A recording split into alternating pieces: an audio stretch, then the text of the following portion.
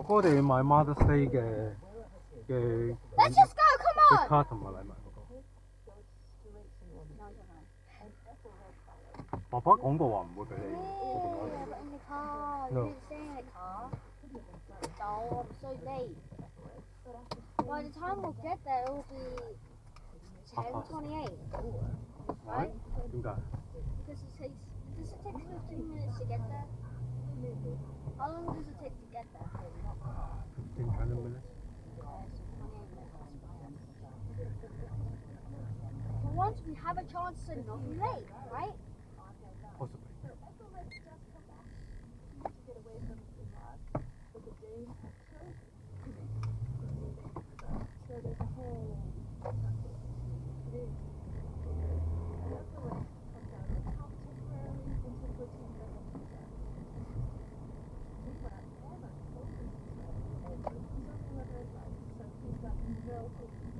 어, 安全帶。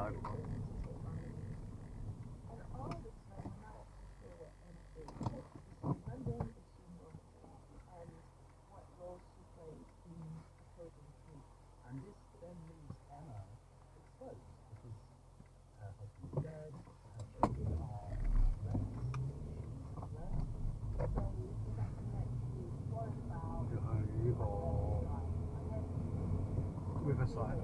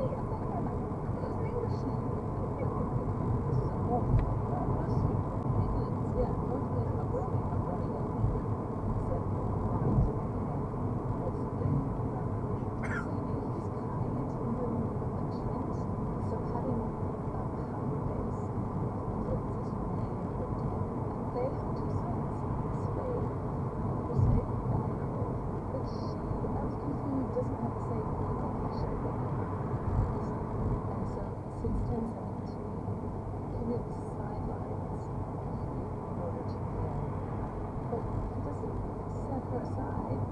She's not repudiating it. And in fact, in 1030, she sent the forces to rule in Norway. She's very consecrated queen, whereas Emma is consecrated queen. That makes her. What's consecrated mean? They are married until 1035. And in his death in 1035, yet more contentious scramble for it. There's no decent mandate of power here. Wow, she's not living a lot. Yeah, yeah. I mean, mentally little. You know, so the wannabes and ways to this. You mentioned Harold. Is that Harold Harefoot? Yeah, but we forgot to talk about Oh, of course, yes.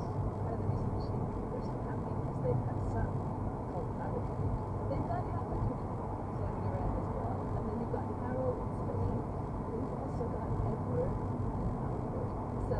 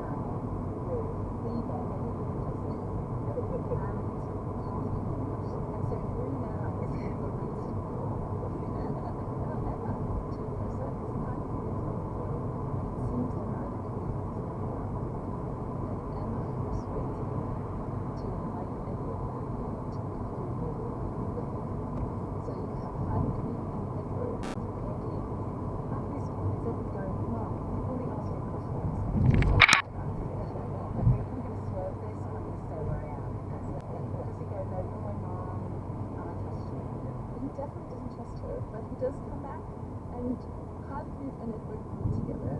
But if you look at what Emma has to say about it, Harlequin, Edward, and Emma grew together. Oh, okay.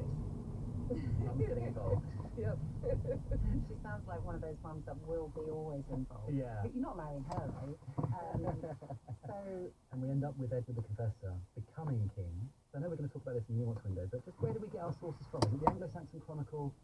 Anything else? It's a vital source we need to know about? There's later 11th century writers, but the text that we've been talking about that's been lurking behind is a text called the Encomium Emma, which just means, that sounds very fancy, it just means in praise of Queen Emma.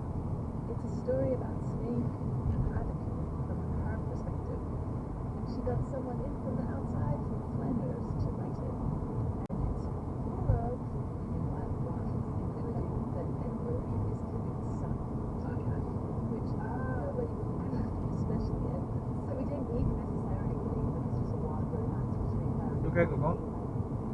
It's a great story. I mean, we've praised them as political operative skills, but the sad story is that Edward's terrifying. 그러니까 Again, as soon as he comes to power, he shuts her down. You have to be the like. It's like the treasure of Colbert. She's 예? totally 에이, sidelined. 생호로 So what happens to Emma then? Where does she end up? She's She's retired 이거 to 막 계산 아니에요? Winchester. So she's poor and she's living in Winchester. Well, Not poor. Not poor, but she 뭐 doesn't 이거 have 로마켓. wild amounts of treasure that she thinks would be appropriate to her status. Yeah. And she's there tending Canute's grave. She dies in 1052 and is buried next to Canute.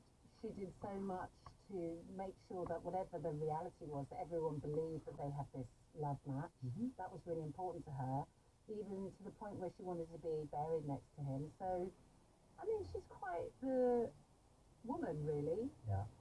I'm kind of amazed that I never heard of her. Yeah. Never heard of her. The Nuance window!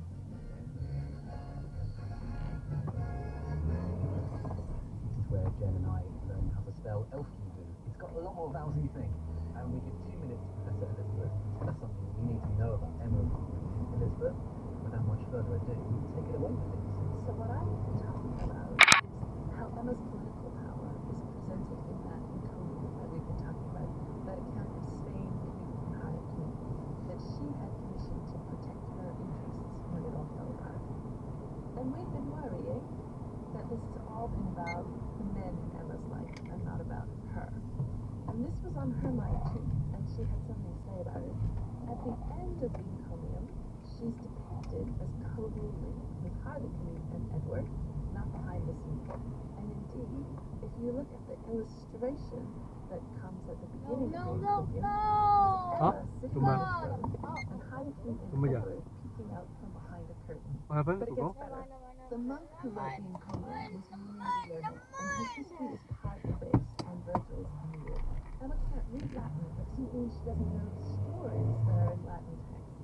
The encomium parallels Canute to the mythical Aeneas, who sailed across the Mediterranean to found Rome from the ruins of Troy, way back in the mist of time.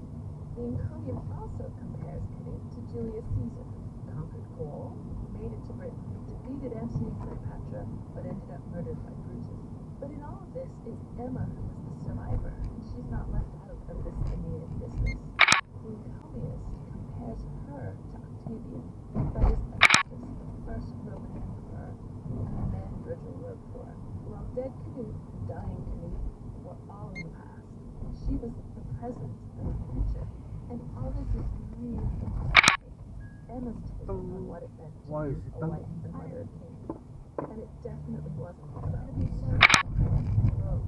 The encomiast So was late? bound by Yeah. gender roles, Yeah. management, Why? and power. Emma is 그럼 잠을 찍어 다 해요 그 지금 봐요 그 생각이. Fantastic, thank you, Wow. Elizabeth. I think it's interesting that a woman of such influence has been forgotten. So thank you for talking Mhm. about her and bringing her up. Fantastic. I'd just like to say a huge thank you to our guests in History Corner from the University of York. We had the incredible Professor Elizabeth Tyler. Thank you, Elizabeth. Oh, thank you for having me. It's a blast. And in Comedy Corner, we had the brilliant Jen Frist. Thank you, Jen. Wow, great. Thanks for having me. I really enjoyed it. And to you, lovely listener, join me next time as we fetch, or should that be woo, another enticing historical topic. But for now, I'm off to go and grow myself an awesome fork beard. Bye! Oh my god, I am so late.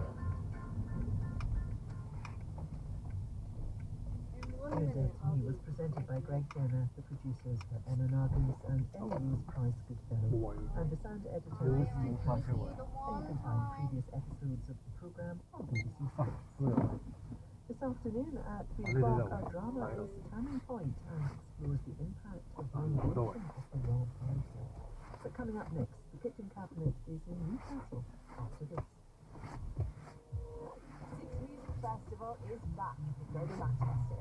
With an incredible lineup of artists and DJs to go for a general election in the next few months. I've never really been much persuaded by that. I think although the economy is starting to improve, and I think there will be some improving attitudes. What are you doing? The reality, I think, is much more likely that Huh? we are going to see potentially another fiscal event this year in September. Your father-in-law? Who is your father-in-law? Before the fiscal budget.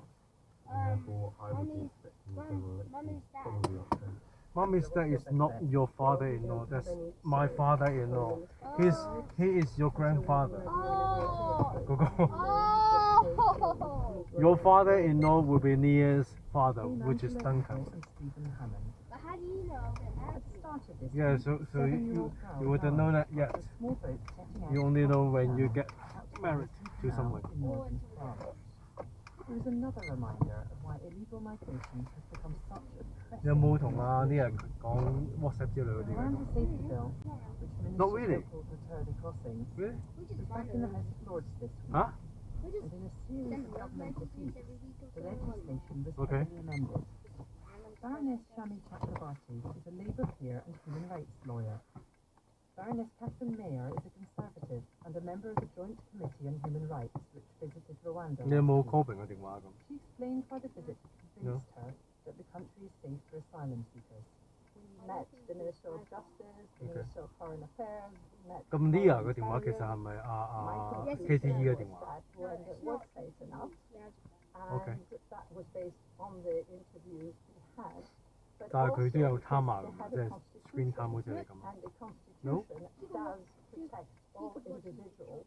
And yeah, it's beautiful. It's clean. People are Is it because open. you have more We also self-control than visited you? the places where the refugees 我哋試過俾你冇 screen time 啦，跟住睇到半夜3、4點啊嗰個。Huh? When? Oh, can't remember now. Oh, could be a laptop. And you use it like till like 1 o'clock or 2 o'clock in the morning. 3 a.m. in the morning. Even worse. So you have no I self-control. even noticed titles, like even types. I was like, why am I?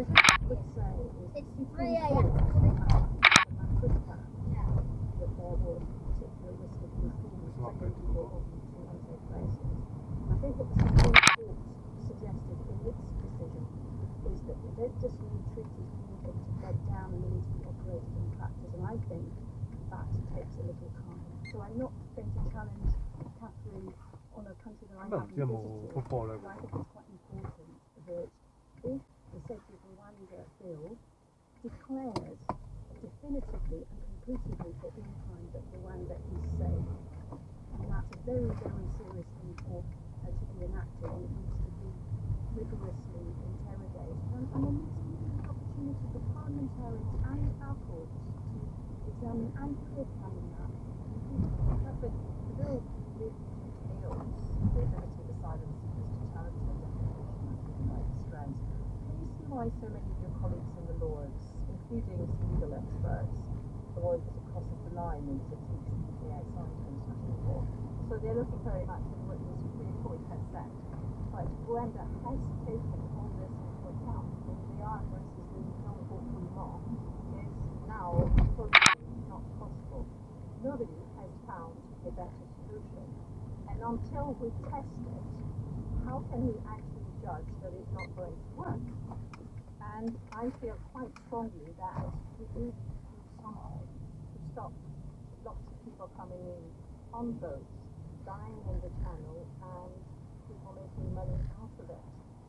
The government also says the Rwanda policy is necessary to stop people crossing the channel. Shami has been passed by the Commons, and also that individuals should not be able to prevent its implementation by bringing lengthy legal challenges. And it was a point that Parliament's will should be supreme. regime. Well, of course, even we unelected legislators who pretend that are part of parliament, what I would say is that if Rwanda is safe or will become safe, the government has nothing to fear from our courts and indeed individual decision makers. I have to be honest, the best speeches to my mind on my side of the argument actually came from senior Conservatives in the House of Lords. And many of their speeches weren't even particularly about Rwanda, and they have much more sympathy with Catherine's position than I do about what I think of the transportation policy, human cargo enforceable. But they have a problem with this application of the rule of law. If the Supreme Court says X and so you legislate for Y, and then you strip the courts of their discretion to examine new evidence in the country. That is what they found so effective. And I found this quite moving, actually, because that is the line that's been crossed. And that's not just about refugees or asylum seekers or illegal migrants. That's about all of us. That's about the rule of law. I know that a lot of people who have spoken are lawyers, but sometimes the law, 이거 매? 그거? the law is an act. And many times you can see two lawyers in a room and they have very different opinions. And we did have some conservatives who actually argued totally the other way. So I don't think it's a black and white issue. I think it's a debatable issue. But one of the things that I did find rather objectionable was being in Rwanda and seeing the willingness of people who live in Rwanda to accept new refugees and being so positive about the United Kingdom. And I felt a little bit embarrassed of the way that the media and, well, some people, politicians are talking about Rwanda. Imagine being in Rwanda and you keep on hearing that your country is not safe. And some of them were deeply hurt. Shami, the changes made to the bill in the Lords this week are likely to be returned soon in the Commons.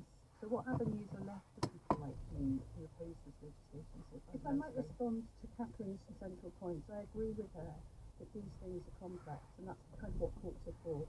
And nothing's perfect, but what the Lords did last week, crucially, was to say Rwanda will not be decreed absolutely conclusively. 我試下去落去下面睇下有冇位坐。 And that presumption can be displaced by credible evidence to the contrary.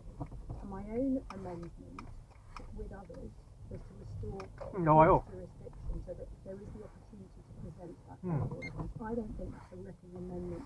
I think that is completely in line with the policy that Catherine is actually supporting, even if I don't like it.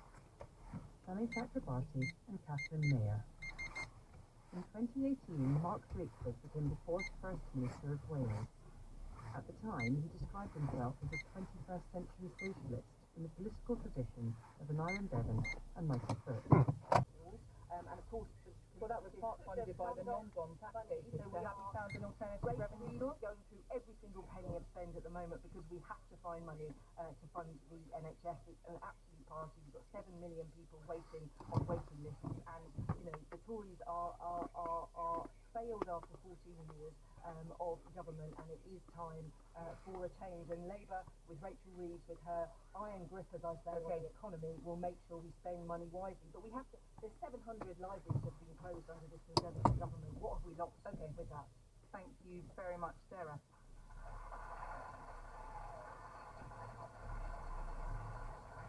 Samaya Kane. Yes. Okay, I suspect I'm going to, again, sound like I'm repeating Paul Johnson. But yeah, I don't think it is appropriate to announce tax cuts at this time. Just to put those cuts to public services that are penciled in context, you have got some departments that will be protected, but it's those unprotected departments that are the ones that could face real-time cuts under these penciled-in plans. So that's things like local government, it's prisons, the kinds of areas that also saw deep cuts over the first half of the 2010s. The cuts that are penciled in going forward are about 70% of the cuts that were implemented over that first 5-year period when the coalition came in. I don't think that can be delivered. I'm sceptical that can be achieved, and so I think we've got essentially a fiscal fiction here that there can be savings. Now, I'm all for growth. I'm all for efficiency of the public sector. Absolutely, we should be going for those things.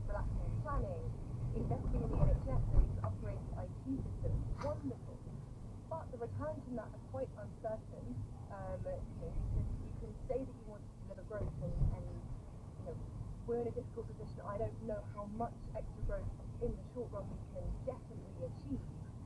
And so what we're left with is, okay, well, if we want nice things, we're probably going to have to pay for them.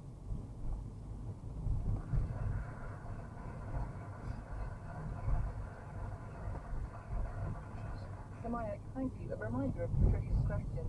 Does the panel believe tax cuts and further pressure on public services is advisable when the essential services are being closed? Final point. No, it's not advisable. There are questions like I talked about the root problem next year. The root problem is growth. We've got to grow away out of this mess. And, you know, the vast majority of employment in this country comes from small and medium-sized enterprises. 1%. We're talking over a combined turnover of 2.1 trillion. That's a lot of money. Okay? And, you know, successive governments have large disregard for small and medium-sized enterprises. I think about 90% of businesses in the Dorset area have less than 49 employees. It gives you a kind of idea of scale as to what's happening. And the only way we're going to get out of the mess we're in isn't by some political gimmicks that are being announced now, in my view, just before an election's about to be announced. It's about really getting down to the grassroots and sorting out the problem from the start. We've got to enable small businesses, medium-sized businesses and some large businesses to deliver the growth we need. Because we can all talk about productivity in the public sector, but there is no public sector without a private sector. Every pound that is spent by government comes from people like me and you, going to work, and small businesses. And you know, and we get rowed over by big multinationals and big business coming in. They're already, you know, making all the signals to the Labour Party in preparation for what they see as the upcoming government of the country. And you know, and it's so hard to break through. Small and medium-sized business owners really struggle. Let me ask what you would have liked to have seen in that budget, then, from a small business perspective. Forgive me, I interrupted your chat unfairly. I interrupted the audience chat for you, Simon, but you know, what specific measures would you have liked to have seen in that budget? Well, I'd like to have seen something more targeted on businesses that are being because it's businesses that will level up. It's not government that will level up, it's businesses that will level up.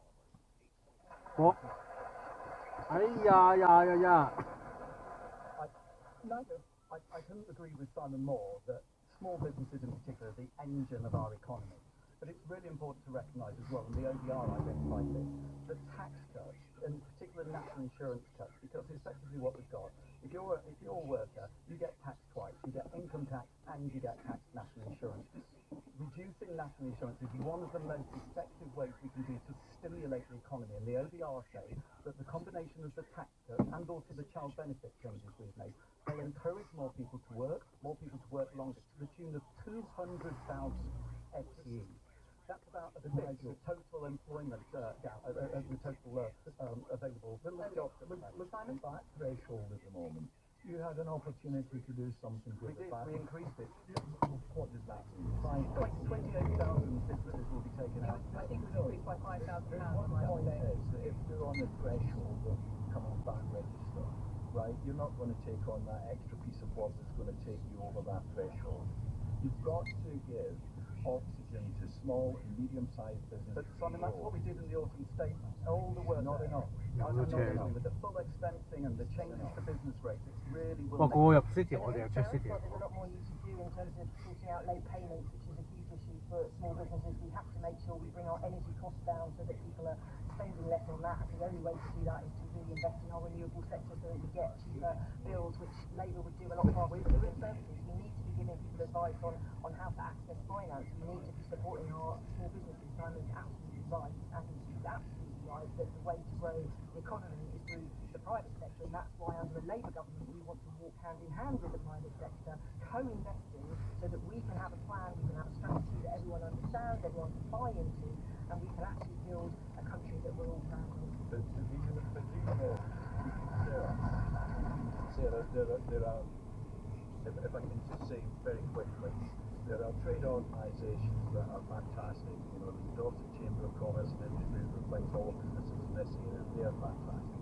There is the Jobs Foundation, which believes in business being a force to good. They are fantastic. They're non-political. They work right across the political spectrum. These are all things that I'm right behind to try and make a difference. But, you know, if you just listen to trade organisations, you're not really getting to the people that are running a business. They have an important role to play. You need to get business people, not just big business, but small and medium-sized business. What a good job we're sitting next to each other. Again, I just want to pick up one more thought with you. You said if you want public services, then you have to pay for them. It does seem that Labour at the moment is saying they want to bring the tax burden down, but the Conservatives are saying they have got plans to bring the tax burden down. Do you think that there is a choice on offer to people here who might actually want to see more investment in public services? Well, it's really not a very clear one. But if you compare, and if you look at the current plans for government with forecasting expected 2.5% GDP on investment, public investment down, and that's because of 1.7% of GDP. And in a context of the enormous challenges that we've got, climate change, one example, again, I really struggle to think that that's a good idea. I think that there are sort of two separate questions in a way. One is, how do you want to finance your investments? There are arguments that it's okay to borrow to invest because you're essentially creating assets that future generations will benefit from. There's a separate question of well, how do we finance that current investment? Like, can we just borrow our way forever to do that? And there, I think we're on much shakier ground. And where interest rates are, there are real trade-offs in terms of how much we're borrowing and how much that rates interest rates in the future. There is a grown-up conversation to be had here. I don't think we're having it because of these various convictions that are going on, I think, on both sides. Okay.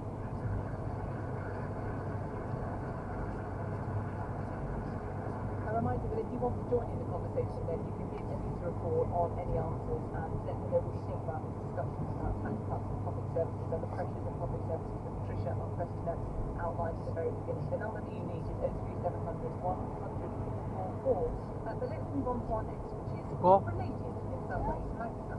你問阿媽咪使唔使買嘢翻去俾佢食？ People living on the average salary 爸爸講咩啊？ number of properties owned by 咁點解你話I don't know啊？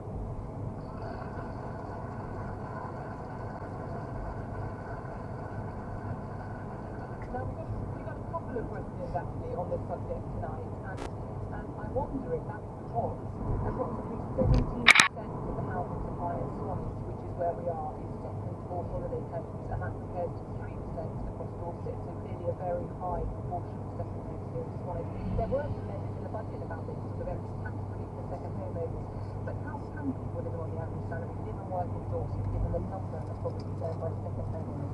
So my thanks. Okay, so I'm maybe going to be back in the room when I say that, I think ideally we would let people buy things or use them however they would like. We want to make sure that the policies we have in place don't push people towards one thing or another. And I suppose when I hear how people live when there are lots of homes, I think, well, why not build more homes, right? It feels like the underlying structural problem is a lack of supply of housing. Which is a real problem, and we've already mentioned planning this evening. That's absolutely something that can be looked at and done. So I'd be for number one, making sure that there are no distortions in the tax system. I'm sure Nigel will have some things to say about changes that happen in the budget. But number two, thinking about supply and restricting it. So if you look somewhere like Swanage, which is sea on one side and lots of beautiful drastic countryside on the other, where do you build them in some places that isn't going to really upset people in some ways?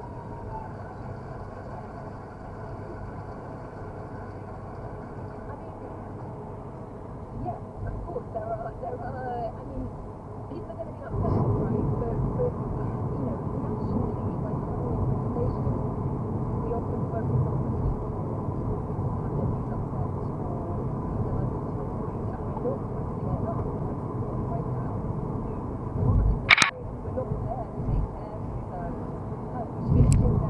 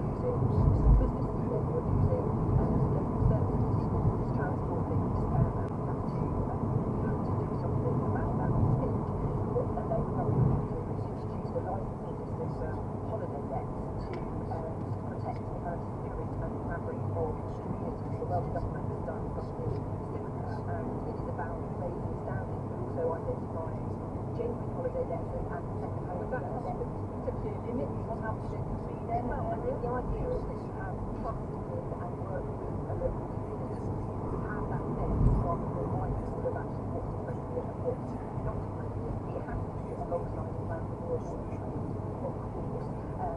Really work with mortgage guarantee schemes so that you can get people on housing now to add to building 1.5 million more homes. We also want to dampen demands from foreign investors, foreign buyers, via increasing their standards as well.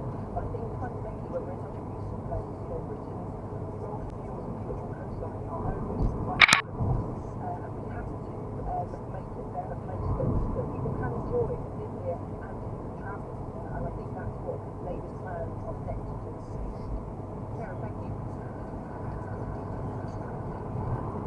We get asked this question quite a lot. We get it answered very quickly though. There's also other parts of the country, where tourism is obviously a huge part of it. So I suppose there are two sides potentially on the side. So tourism obviously helps with the economy, but the downside is the impact it has on the people that then live there. And the second homes community in some ways are an example of that. Yeah, I mean, I think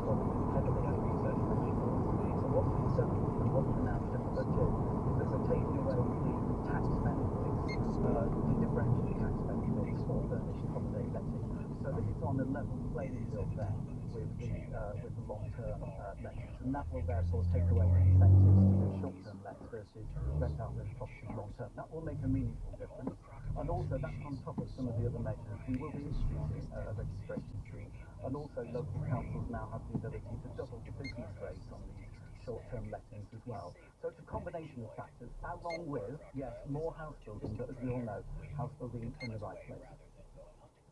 Okay. Maggie, you asked this question. Can I come back to you, ask what you think about it? And what do you think of what you've heard from the panel?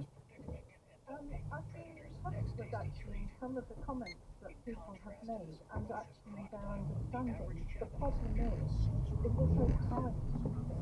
And we have got people who, there are a lost generation of people, they are not going to be able to afford, not even to buy a house, but even to rent.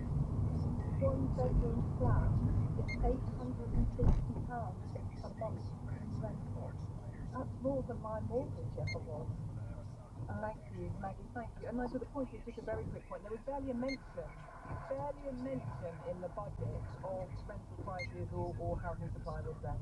Well, I think we've actually got a pretty good housing record, 2.5 million homes built since 2010. As I say, planning is horrendously complex. You've seen all the changes that are coming through with planning. But also, as I said, it's about the right places, the right types of houses, and we've had a focus over the years on affordable houses and so on. But as I say, particularly for the coastal areas, I know this is really, really important for tourist areas. This is a major issue because if we particularly in the winter, some of these places are actually.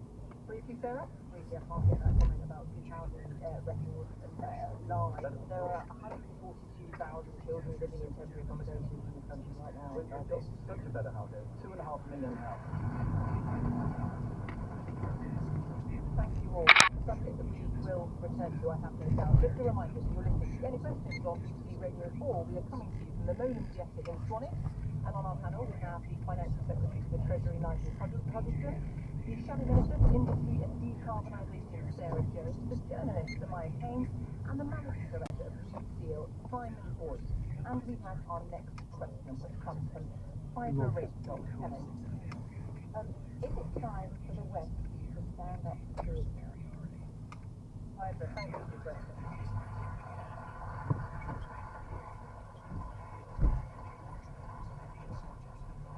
Sarah James. Well, we saw Joe Biden in his speech yesterday announced that he's going to set up a Gaza fort, and the US Foreign Secretary has agreed to help with that. I think we're in an intolerable situation at the moment. That has to be true. Over the past few months, we've seen an incredible loss of life and an unacceptable growing humanitarian disaster in Gaza.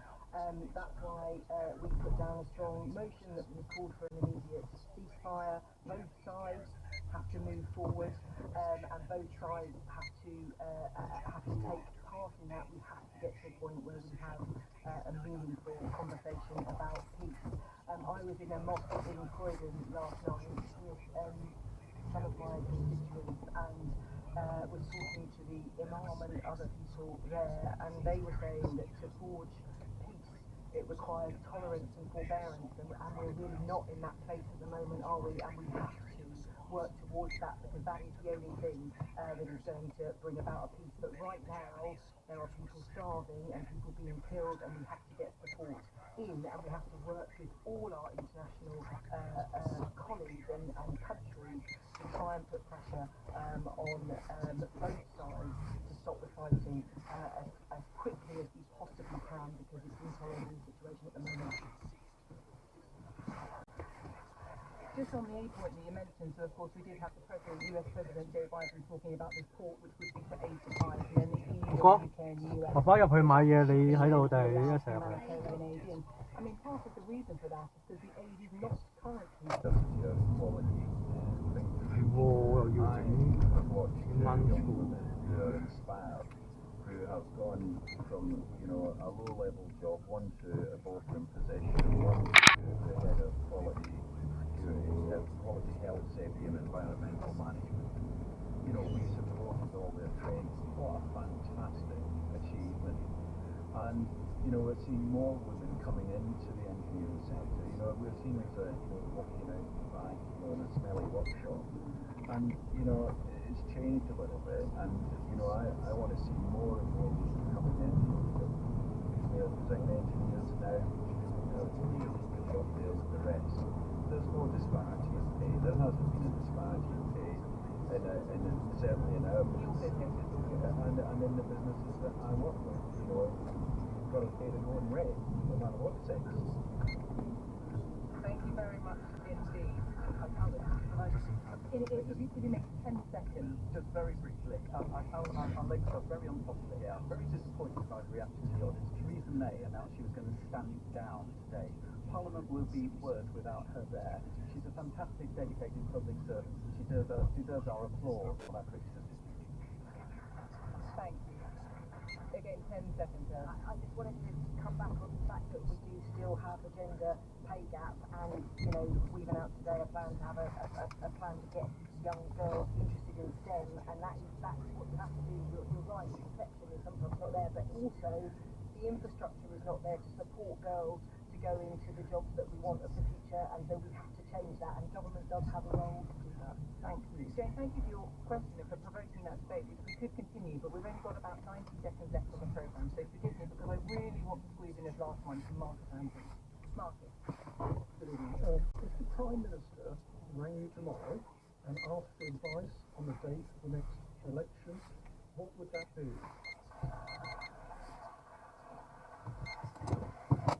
Yes, okay. They keep saying, please don't harm the civilians. This is the West. Wringing their hands and saying, don't kill so many innocent people. And yes, and the answer is yes. I don't think that's they've got to stop bombing and that's what's doing. What's the point of saying without them stopping the bombing? Have you been to the region? I have. Yes, I sometimes get a little line about corners sent to you. Long time ago. Yeah. So I mean, stop supplying arms. We have somebody got in touch saying, look, it's easy to say that, it's a bit glib to say that when this is a country that's having to deal with Hezbollah attacks regularly. So what do you say to that person? Well, we cannot control the arms coming to Hezbollah, that's for sure, because I think they're mainly coming from Iran. I don't know, I'm not political. But we can't go on bombing this place till it's completely razed to the ground. And Hamas is still underground, their representatives in Qatar and in Lebanon. So yes, we have to say we must stop bombing. And do we say stop bombing or else? So what would the or else look like? Well, we will not write bombs. Alright. And thank you very much indeed. Ian, Israel has right of self-defense. Why have I never heard this applied equally to Gaza? Robert says, I'd suggest that a law might potentially be brought in to force any country to force any country that sells arms to another to invest all profit into charitable enterprises designed to help the victims of such arms sales. Judith says, Israel literally gets away with apartheid and murder while the West supports it through thick and thin. The double standards of the West are staggering. And one more on this. The UK government says Gideon should be challenged on how much support they're giving to Israel, thus enabling them to sustain this shocking and aggressive military strategy across Palestine. Look, let's move on to something. I mean, I've rarely seen something provoke so much response, and that was the question of second homes. The programme came from a really beautiful part of the world. It's part of the world I know very well, Dorset, Jurassic Coast, Swanage, absolutely stunning place. But we were hearing voice after voice saying, we can't afford to buy homes in our own backyard anymore, and something needs to be done about it. Do you agree? And what should be done about it? 03700 100 444 is the number to call. Ruth Brooking is calling from Devon, which is none too ugly either. Hi Ruth, welcome. Hello, Lisa. It's beautiful in the rain and mist, which is beautiful. Great. Well, okay. I'll just feel a little bit jealous in my brick building, but okay, be lovely. So tell me, Ruth. I mean, what is it like? Are people able to, people's children, grandchildren, to stay in the area or not? That is the answer. I read last year in the map. I read last year that Stockholm, which is just 20 minutes back from here, I am the head of the actually the head of the SC district in Stockholm. I read last year 80% of second homeowners and holiday homes. Now we do need to change, we do need initiatives.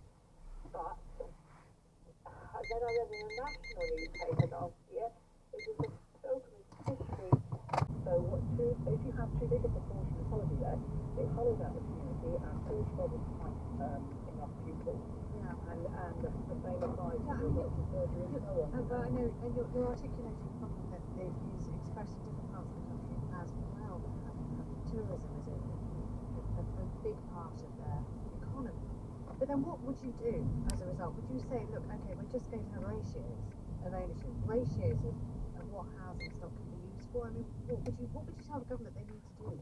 I would say yes. Any accommodation that's going to be used for renting out for holiday lets, short-term lets, needs to be registered. Only then will we know exactly how many we have. And also, I would say that any new housing that is built should be reserved for full-time occupation only, because there are targets for every district, every area, that there should be so much housing they think needs to be done. The MP on last night from the government said, well, we built 2.5 million homes. That's Nigel And Huddleston, they yeah. built a number of homes here, but they're not being used as homes. A number of those were immediately snapped up by people to let out as holiday lets. Okay. Honor, thank you very much indeed. Gosh, this is taken off.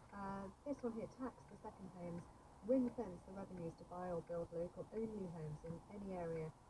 This would provide affordable homes that cannot be used for second homes. That one here, an important distinction should be made between holiday rentals and second homes. In Wales, this is being addressed via council tax reforms. Ian says the locals whinge on that they can't buy houses or rent houses in their area, but it's the locals themselves that have caused the problem. They're the ones that sold their properties at exorbitant prices to cheeky incomers. No name on this one. In your introduction, you mentioned the removal of tax relief for second homeowners, but it affects all those legitimate businesses providing holiday accommodation which cannot be used for other purposes. All those farmers and others who've converted unused farms or outbuildings with permission for holiday lets only, and who will no longer be able to claim for their legitimate business expenses. These holiday lets employ local people, they support local businesses, and many people, not just the owners, will be left poorer without them. Interesting subject this. Let's go to Neil Price, who's calling us from Spain, from Stadella in Spain. Hello. Hello. Hello. I'm all right. What's it like where you are? It's actually, surprisingly enough, raining and a bit blowy at the moment. Do you know, I'm not... There's rain here. Yeah, well, I'm sorry. I mean, I should be sorry, but I'm not sorry. Sorry, not sorry. So tell me, when it comes to holiday lets, I mean, I don't know whether you're living in... Women weren't allowed to be printers. So they started up an embroidery company. They worked, like I said, with William Morris. Then they were involved in the Celtic Revival and worked with Evelyn Gleeson. So they were embroiderers. They started a publishing company. They were printers. They employed only women, which he could have been arrested for that. And he certainly would have been brought to court for employing one woman, and they employed only women.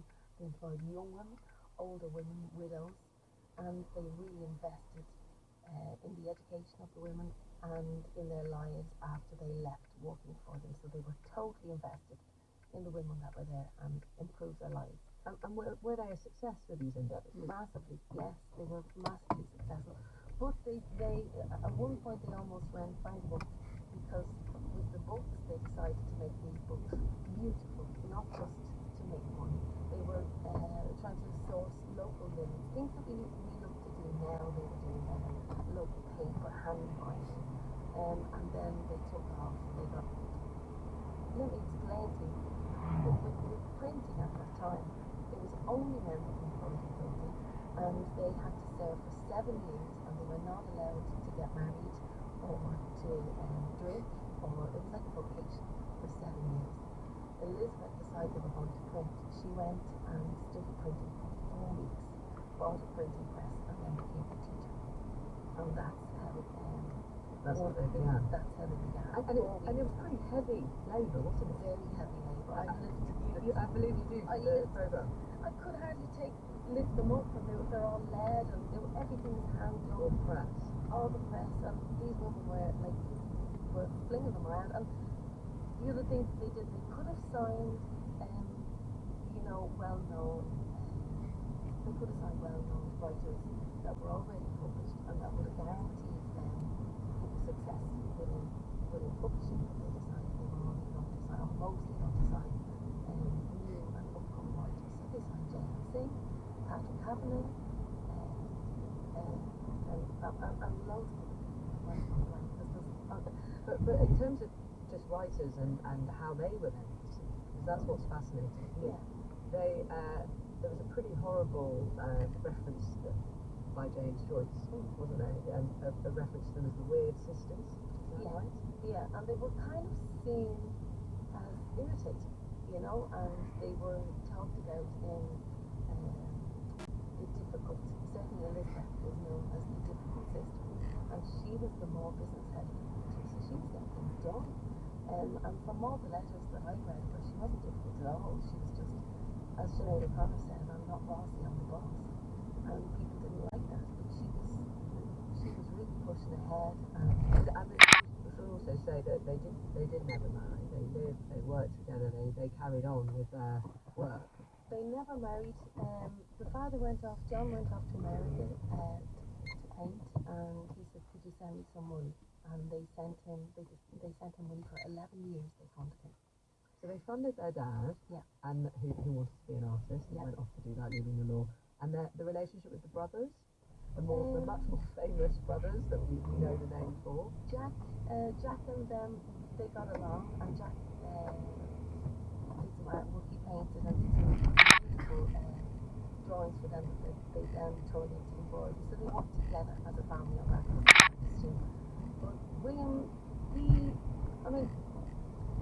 it was a fractured relationship, as siblings often have. He was back and forth, but he had to come in and sign things, and Elizabeth she was trying to get him to sign things over before that she would also be able to run the company without his signature, basically. Well, it's fascinating. Thank you so much for telling us what you've learned. I talked really fast because there's so much about them, and we tried to squeeze it into 1 hour of a program. There's way much. Well, I squeeze everything into 1 hour of a program every day, and multiple things. I fell in love with them, and I can hear that. They're wonderful, and we all know it. So thank you for giving me the time. No, and it sounds very beautiful as well, especially being commissioned by all sorts, not least the Masterton, with their creations and having that focus on beauty and the aesthetic. Oh, they were awesome. so talented. It's incredible their talent was, and their vision was amazing. Imelda May there, and Jenny got in touch about our discussion and said, so lovely to hear your feature about the Yates sisters. My 90-year-old mum lived next door to them in Dublin and has always spoken very fondly of them. Now, the author Liz Jenson's son, Raphael, was a wildlife biologist, an environmental activist, and a prominent member of Extinction Rebellion. In February 2020, at the age of 25, while he was out for a run in South Africa, he unexpectedly collapsed and died due to a heart condition he didn't know he had. Set against the backdrop of climate and ecological catastrophe, Liz's memoir, Your Wild and Precious Life, is a story of grief, hope, and rebellion. Liz began by telling Emma what Raphael was like. He was an extraordinary child who grew into an extraordinary young man. He was quite unusual, even as a baby. He didn't really behave like other babies. He was very contemplative. He would get a bit lost in space. He was eccentric, I would say, as a child. He very much used his own mind. He was fascinated by wildlife from when he was tiny.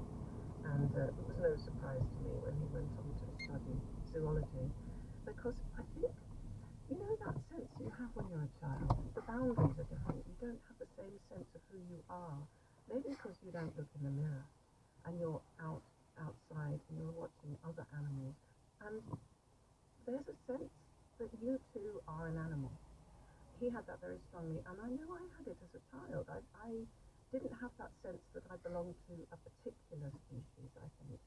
And I think we really lose that as we grow older. I certainly lost it, but he never lost that sense of being part of something much bigger and huge and organic and beautiful. Talk to me about this sense that you had of that you might lose a child. What was that? How did that come to you? It came to me when I was pregnant, I think, with my first son, maybe shortly after he was born. I didn't know if I was going to have just him or whether there would be another child, but by the time I was pregnant with my second son, Raphael, it was unbearable because I couldn't tell anyone. It's not the kind of thing you can say to anyone. I think I'm going to lose one of my children. And also I have that superstitious feeling that if I said it aloud, it would come to pass. So it was lonely, it was a shameful secret, awful secret, it just weighed on me so heavily. So in the end, in another era, I would have gone to a wise village elder or a shaman or something. But I went to see a therapist because this was the modern world. And the therapist, I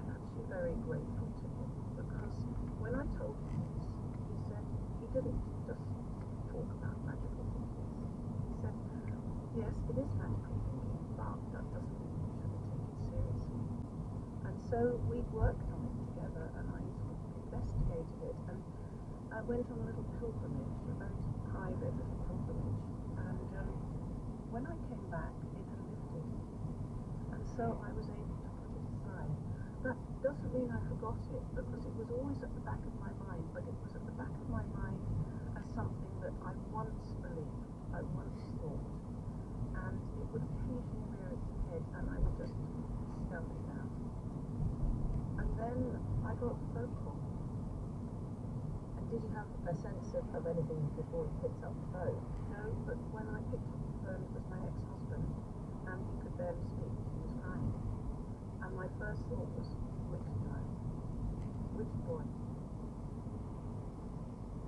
That must have been, I don't know how you describe that moment, especially because you tried to lay to rest that fear. Well, I'm glad I laid it to rest, because what could I have done about it? It turned out that the thing he died from was the thing that was probably, you know, if you'd asked me, if your son's going to die, what's it going to be of? I'd have said, snake bite, maybe. You know, he worked in very dangerous places, you know, he was handling venomous snakes, he was working in environments and in places that were highly risky, and I always knew that. And I could have spent my time worrying, and at some point, I thought, this is not going to do my mental health any good, and I don't want to be that kind of mother. I don't want to be a mother who is constantly worrying about her child and conveying that worry to him and making him feel guilty. He loved his life, absolutely loved his life, he filled his life, and I'm really, really glad he did, and I'm really, really glad I didn't stop him. There's a message here, very striking, which says, I too had a strong sense that my son would die young. Sadly, he did die in his sleep soon after turning 20. I stepped out of myself from that day onwards and have lived the 6 years after his death as if I'm watching my life from a distance. Sadly, the sense that I would lose him one day didn't prepare me in any way. Yes, I met a young woman just the other night at an event I did, and she said to me she had a very strong sense her father would die.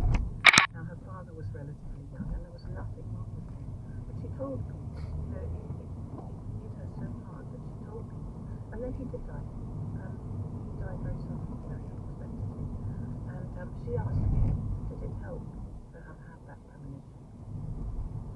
And I'd never thought about that before, and actually I think in my case it probably did help, because I think you find all sorts of resilience in yourself, inside yourself, that you didn't know you had, but I think just that being an option had always been there.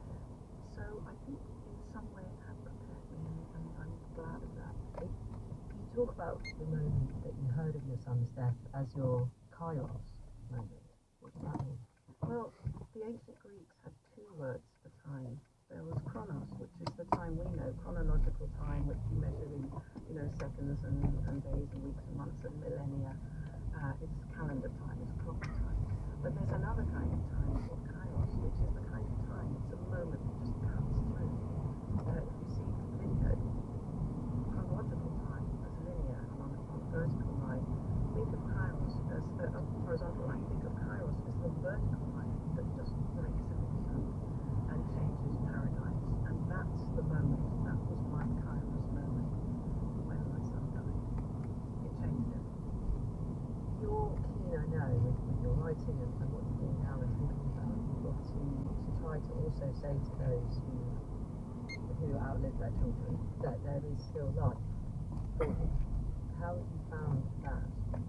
Well, I found it in many ways, actually, and I think the first step of it was surrendering to my grief, not trying to push it away, not trying to stop it, not trying to stop the pain, just giving into it. And for the first 9 months, that involved, among other things, crying every day. It just came to me around about 5 o'clock in the afternoon. My body needed to cry, and I think there are physiological reasons why crying can help, because you do feel better afterwards. The way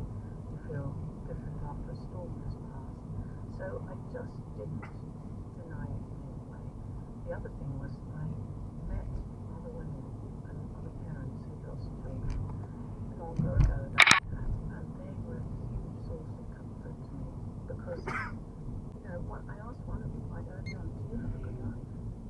She lost her son 15 years before. She said, yes, I have a very good life. I have a fulfilled life. And that word fulfilled really stayed with me. And I also felt right from the start I owed it to Raphael to live well. I owed it to him since he'd been denied that future he might have had.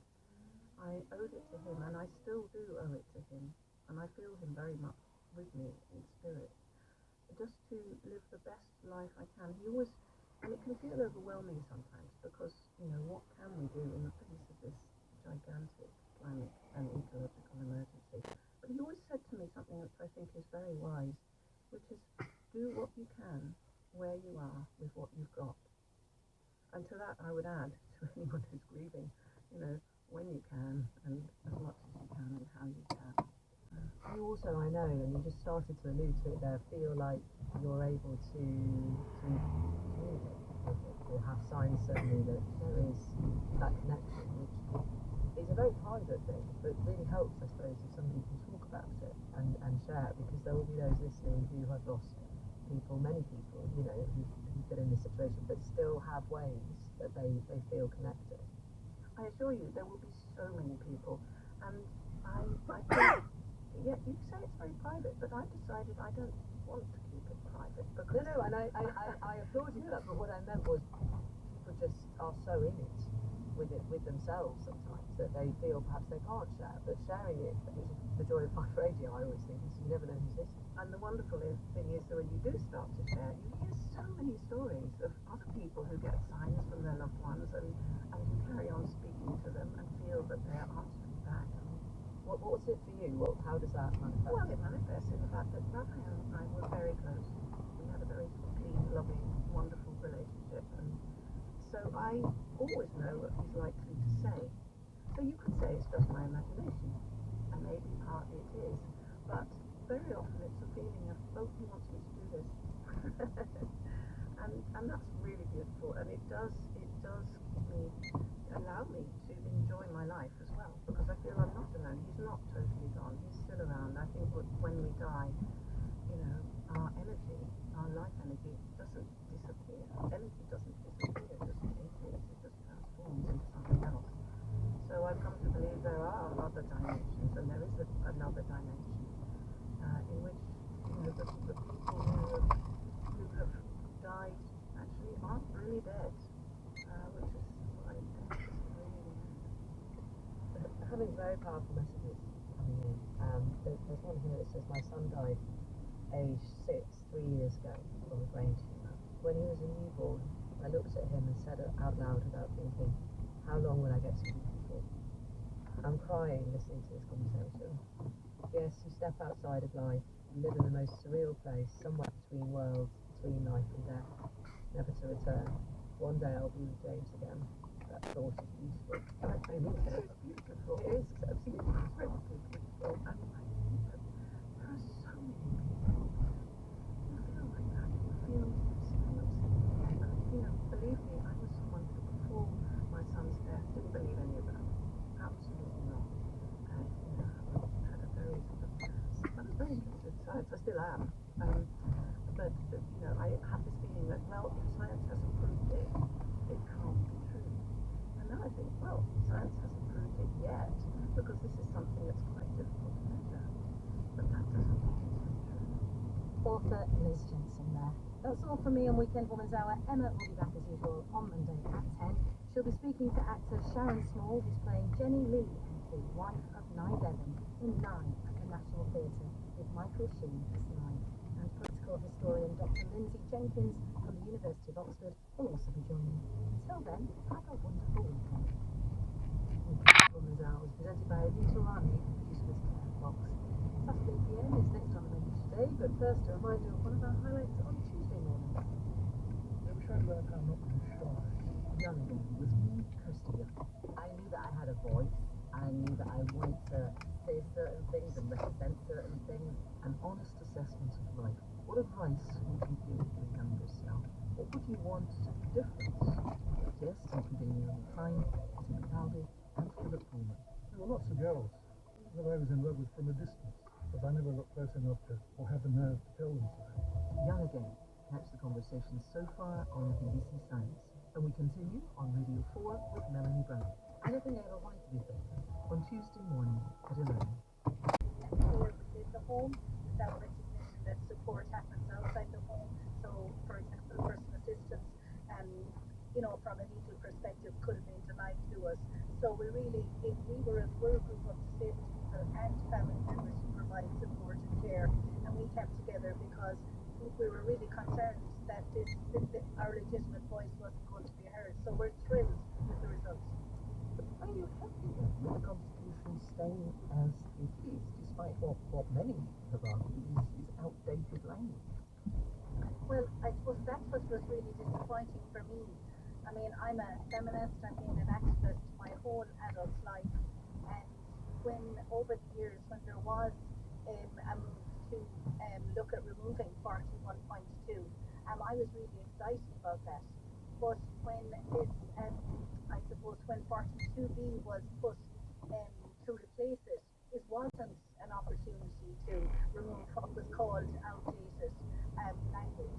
So I suppose right now the status quo is safer because it doesn't bind disabled people to be supported behind closed doors by family members. And remember, family carers right across the world and in Ireland primarily are women.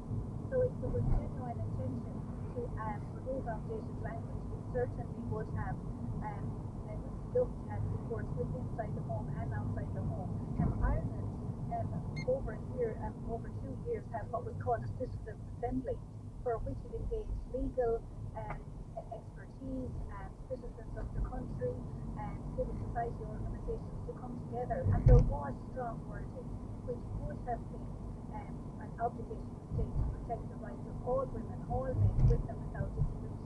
And it chose not to do that. So unfortunately, we have to go back to the drawing board and look for a new referendum. Marie Flanagan, thank you. Mary simplicity. Well, I think that the legal advice to government was one where we said that we needed to have a dynamic definition of relationships other than the relationship based on marriage for families we recognised in the Constitution. We needed single parent families to be able to argue themselves as a family unit. We needed cohabitees and then cohabitees with children to be able to assert those rights. And one of the we clearly didn't confer or didn't convince the Irish people that the durable relationship, that was our intention around that. There was a lot of misinformation, there was a lot of misrepresentation of where this could go, and a lot of scaremongering, and that didn't help. But actually that was our duty to ensure that we got over the message and we brought that message home, and clearly we failed to do that. The Constitution, I assume, will stay as it is. So does this defeat make any real legal difference to families on care, for example, or indeed to the status of unmarried couples? Well, the sad thing is that yes, it does. If you need the protection, so family as a unit in Ireland is recognised in the Constitution as being the primary, the superior source of the fabric of society. Family, by its definition, is afforded authority in decision making when it comes to the moral, education, religious, upbringing of children, and the privacy of the right of making those decisions as a family unit. Unfortunately, if you live in rural Ireland and you perhaps have only one choice in a school and you are not a person of a Catholic faith and that school has a Catholic patronage, you want to make the decision that your child needs to set out the religious classes, for instance. If you are a married family, your right and entitlement to do that is respected. But there is the possibility that if that decision is undermined or disagreed with by the school and you are a non-married family and you're maybe a single parent or cohabitees living with their children, you cannot say, well, we have constitutional status as a family and the right and the authority to make those decisions. Unfortunately, you cannot claim that your constitution represents you. So if you're standing before the courts needing the protection of the authority of the family, then you're going to find yourself in a position where if you are not a family founded on marriage, you do not have that right to invoke those protections. Now, there are other equalities. Senator Terry Gardey, I'm afraid we must leave it there. Thank you very much indeed. Final preparations are underway for a ship carrying humanitarian aid to Gaza. It's expected to depart from Cyprus this weekend. The Spanish vessel will fill a barge carrying 200 tons of food. It's not yet clear how it will dock in Gaza. It's shallow waters and no functioning port. As the Council of Charity Open Arms is starting preparations. We are getting ready the cargo, the ship is also ready, so we expect to do it as soon as possible. We do not have an exact timing because it depends on many factors, not only us, but Cyprus and other factors that also we have to have clear is the weather conditions, because the sea has to be really good conditions. We have to also try to leave when the weather condition is ideal. In central London today, tens of thousands of people gathered for the 10th pro-Palestinian march there since the October the 7th attacks by Hamas on Israel. The number of people attending today was lower than previous weeks. The debate over whether the protests will make London a no-go zone for Jews. Our correspondent, Louisa Foley, reports from the protest.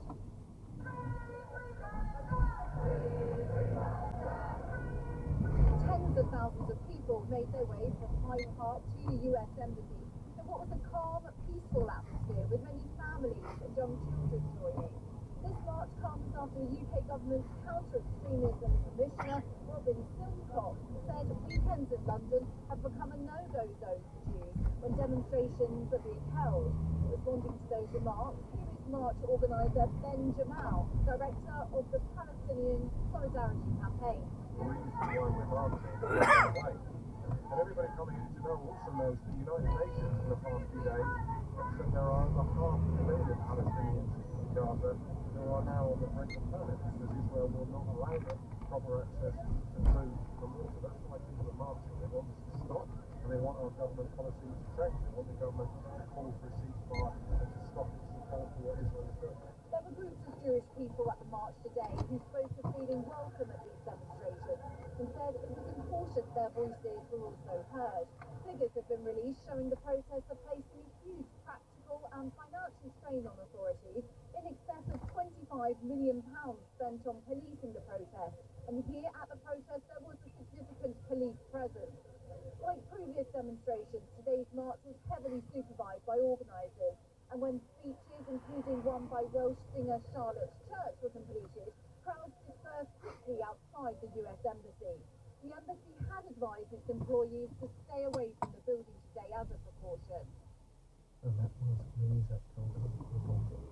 The fertility clinic in East London has had its operating licence suspended after admitted errors occurred in the embryo freezing process, which made some babies survive. The Holland Fertility Clinic says it's made staff work in pairs after 3 separate incidents within the last year. The fertility regulator is investigating the site and has ordered the clinic to hold any new procedures while the investigation continues. Let's go on the patients out there. I was first referred there about 4 or 5 years ago now, and received treatment on the NHS. The first embryo transfer was unsuccessful. The second transfer, I was fortunate enough to have a baby. The third embryo is still in storage at Homerton, and I was due to go back in a few weeks to start treatment for having that embryo transferred, but was unfortunate enough to read the Guardian newspaper this morning and find out that that is now looking quite unlikely. Have you heard at all today from the clinic itself? That it doesn't. I would hope, given my situation and circumstance, that it won't. I think for other women who might have different medical situations, potential delays could be really significant. And that was a patient at the Homerton Fertility Clinic. It's a language that you may not be familiar with. It's a bonny day out here in Shetland, but breezy, but the sun is shining. Yes, we're being felt with that doon Wordle, the stein down the stream. That's a shame because it's had that and a good response out of the world, and it's been a super way to promote the language, and let folk learn Shetland and have fun doing it. Well, that was the language spoken by thousands of Shetland Highlanders, and it's achieved international fame now, thanks to lawyers from the New York Times. They've told islanders to take down their unauthorised dialect version of the online word game Wordle because it infringes US newspapers' copyright. The Shetland language group IHB launched Wordle with an I around 2 years ago. Linguistics expert Professor Vileka Venupillai, who's originally from Sweden but now lives on Shetland, is part of the group. I asked her how do people speak the language known as Shetland. What we had was a Norn-speaking community here. Norn is an extinct Scandinavian language that was spoken here for nearly 1,000 years, and then Scots started to increase on the islands with a lot of new Scots settlers. So what we had was a long-drawn bilingual situation with both of these languages in parallel, which led to a new language which has both of these components in its makeup. Shetland is not included in any kind of census. We don't have absolute figures for it. My guesstimate, my group's guesstimate is that it would be roughly between 30 and 50% of the population, which would bring it to somewhere between 6 and 11,000 speakers, because we have 20,000 inhabitants in Shetland. Who came up with the idea of having a Shetland word? One of our team members, Julie Dennison, she was playing Wordle and she made an image for herself of a Shetland Wordle where she essentially swapped out the English words for Shetland words. And that made the other team member, who is a programmer himself, ask, well, how about we make one? Were people shocked when the New York Times said it would take legal action against the people who developed this version of Wordle? We were all surprised. No one was aware of the fact that this was an infringement. Everything that we have done and all these other minority language groups have done is completely free. So there's no money that has changed hands either. The Shetlands had to stop using this version of Wordle. Well, we've taken it down, yes, and put up the explanation for why it has gone down. I can inform you that at the moment the University of Hawaii is trying to negotiate with the New York Times if they can find a solution where they will host these alternative non-English versions, non-profit versions of Wordle for the world community of minoritized languages. But we have no idea what the outcome will be for that. But it does affect hundreds of minority groups around the world. This, I assume, was something that was a way of keeping the language alive. Indeed, the Shetland version became extremely popular around the world. There are many descendants of Shetland diaspora, so there was a lot of immigration from Shetland during the 19th and early 20th century. Wordle will have been one of the many things that they will have used to connect to their roots. Professor Vileka Venupillai, the spokesperson for the New York Times, said the Times took action to defend its intellectual property rights because hundreds of websites are popping up with knockoff Wordle games used the Wordle space. The colourful ice cream wrap by the Liverpool-born artist Shia Berman, Sweet Potato by Veronica Ryan, and an ornamental black cat by Ruth Ewan were among the works of art competing to be on the fourth clip. Was arrested and imprisoned in France for involvement in arms trafficking. The hardline loyalist back in the 1980s. Something he still denies to this day, though he did once say publicly he would oppose compromise to the bitter end, to the death. Compromise, that is, with people like the first Minister of Northern Ireland, Michelle O'Neill of Sinn Féin, whose father was an IRA prisoner. The two leaders are now seen by many as a symbol of compromise. Emma Louise of the Northern Ireland women's team at Windsor Park. That image of the daughter of a Sinn Féin man, the daughter of a loyalist, smiling together at a sporting occasion, would have been unthinkable, 15, 20 years ago. Look, absolutely, and I think it is a testimony how far we have come over the course of not just the last 25 years, but the last 100 years.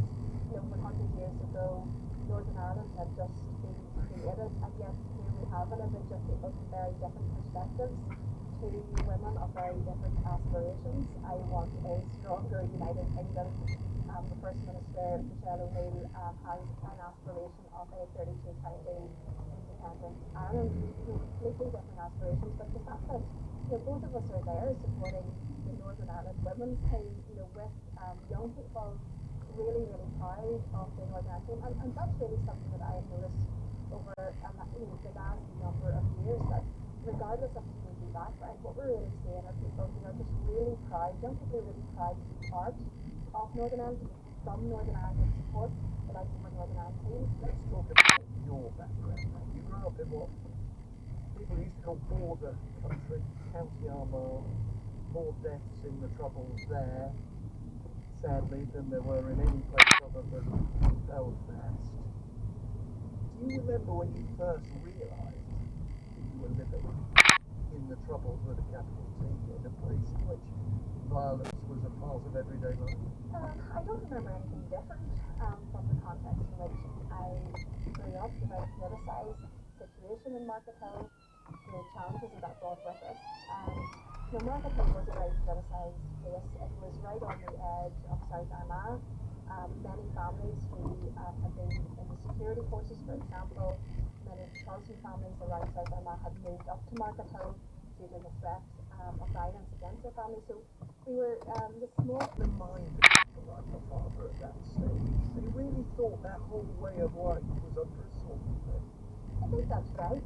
Of course, I was a very young child at that time. I was only 6 years of age when the Anglo-Irish Agreement had been signed.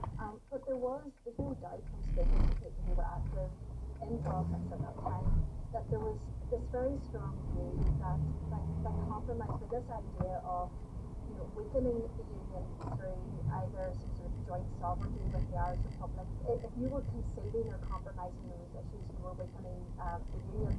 Now, looking back, we can obviously place it within the context of wider events, but of course, people acted at that time as they felt at that time. You were a little girl at the time, and it must have been extraordinarily difficult for you. You talked about the sudden and unexpected arrest of your father, who was arrested in Paris for arms trafficking for the Ulster Resistance Group. He'll speak for himself. I won't ask you to speak for him, but how did it affect you? How did it affect the family? Again, from the perspective of a child, I didn't understand any of the ins and outs of what really was happening in those particular circumstances, and I think to be absolutely clear, the vast majority of people who went into the RUC, went into the UDR, in terms of trying to defend the community, were completely legitimate.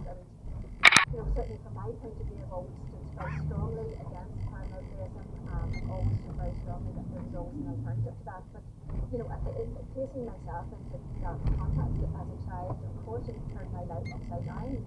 My father was away from the family home for a sustained period of time. There was a huge amount of publicity about this. So I'm always very conscious that for so many families in the 80s and the 90s, we lost a bit for the bereavement of the family members being killed. So of course, that story is the most important one to be told. But as a child of very different circumstances of the Troubles, of course, you had to consider that for me. All of those differences, the issues, it all stands out, and it's such a distinct part of my life, and it gave me this real drive around taking a little bit more control of my life. I recognised at a very early age that education was a great way of taking that control and shaping my life for the future. You've been clear that you don't support paramilitarism, but you are still obviously close to your father. He was actually Northern Ireland in your first speech as Deputy First Minister. I don't want to ask you to comment on what he did, because I think you won't. But just tell me about him. Are you proud of him? Is he proud of you? Well, I have a very close relationship with my father. I said this when I first came into public life back in 2015. I made clear that people make different decisions in their lives. My father, of course, denies many of the allegations that are going in his direction, but ultimately the choices that he has made in his life are his decisions. They're different decisions than I would make. I've made very, very clear where I stand on these issues. But my father is my father. My daddy is my daddy. I will ever have, and I love him, as I said at the time, unconditionally. I have a very close relationship with my father. You said just a moment ago, came to see the way out of the situation you're in, thought of education being a route out? Well, look, I think that my family were in challenging financial circumstances, of course they were, because of the change. My mother had given up work to look after us. It must have been incredibly difficult for her. She was left with really 4 young children, I think about 10 and under. You know, her husband was away, he had been the person who worked, who brought in that income to the family. So, you know, she was caught in the middle of a very public storm around all of these issues with a very, very difficult financial situation, and she did an incredible job. You know, my mother has always been such a huge source of inspiration to me. This idea that, you know, you can change your future for the better. You can, regardless of your circumstances, regardless of finances, and like that, you know, for example, education is something that if you work hard enough you can try and succeed at, and that would make a really positive change to your life. But my mother didn't go to university, but there was something she believed really passionately in, and every single day of my childhood, you know, she would have emphasised that. That you did. Went to Queen's University in Belfast, you studied law, you became active in politics as a supporter of the Democratic Unionist Party, Ian Payton's party. So there is Emma Lord-Pengelly, the future Deputy First Minister of Northern Ireland, in a Catholic-dominated university. I imagine conversation was quite lively, debate was quite lively. Well, I was very feisty. As you can imagine, I was a very politically opinionated and a very feisty young person. I always think when I talk to people now, and they think I'm quite a spirited, opinionated person, that if only they'd known me back when I was 18 years of age. I came to Queen's University in 1998. It was just after the signing of the Belfast Agreement. It was a massive issue in Northern Ireland. It dominated in terms of all of the discussions. But of course, you know, Tony Blair and New Labour were coming in. Tuition fees were being talked about. So it wasn't just the constitutional issues at university here. Yeah, I'm struck by the fact you say you were much more feisty then. I mean, one of the things that strikes me that motivates you is that you believe in your community. You want to argue passionately for your community.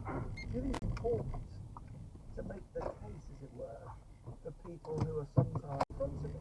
Great sort of banner that we would normally put behind your head to show what it is, but apparently because we didn't fill in the right paperwork, a British company sending something to someone else in a British company got sent back because we haven't done the right paperwork.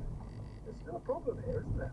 And that's exactly why we continue to raise these issues now. The full agreement that we have done with the UK government has not yet fully come in. I am hoping that the problems that we have encountered with that will indeed have been resolved, and in the case of those processes working itself through. In my view, we shouldn't have to push this issue as hard as we have to. I think that the UK government should recognise there are big problems here. This barrier in the Irish Sea between Northern Ireland and Great Britain emerged as a result of the original sort of backstop into the protocol arrangements. I always made the point that the integrity of this internal UK market should never have been on the table for the negotiations, as of course the integrity of the EU single market is not on the table. I believe we've got a good deal on this, but of course if problems emerge, the UK government needs to step up and address that as well. So hopefully the issue that you have encountered there is something that has been resolved, and it's a case of when the legislation and the process are fully implemented over the course of the next number of weeks, this will not occur. This argument about Brexit and the Northern Ireland border is in a sense an illustration of the fact that you find yourself partly in the UK market, partly in the EU market. It's a reminder of the constitutional debate about the future of Northern Ireland. You'll know that the First Minister, you said it at the beginning of our conversation, Michelle O'Neill, she wants to get rid of Northern Ireland, effectively. She wants Irish unity via, obviously, the ballot box rather than the gun case. And the leader of Sinn Féin in Ireland as a whole said unification is, and I quote, within touching distance. The days of partition, as Mary Lou McDonald calls it, are numbered. Many people think that, even people who don't support unity. Are they wrong? And I think my party leader, Sir Jeffrey, said that my goodness, Mary Lou McDonald must have the longest arms in Ireland if it's within touching distance, because we're always vigilant. Of course we are. As unionists, as someone who's absolutely passionate about this United Kingdom, I believe our United Kingdom is stronger with all of its parts together, with Northern Ireland, Scotland, Wales, part of that. I believe Northern Ireland's future is much better within our United Kingdom, the sixth largest economy in the world, a place where we have our shared history and heritage, but in my view, a very strong future together. I think there are huge dangers to commencing the breakup of our union and what that means for the United Kingdom moving forward. What are the dangers in terms of our union?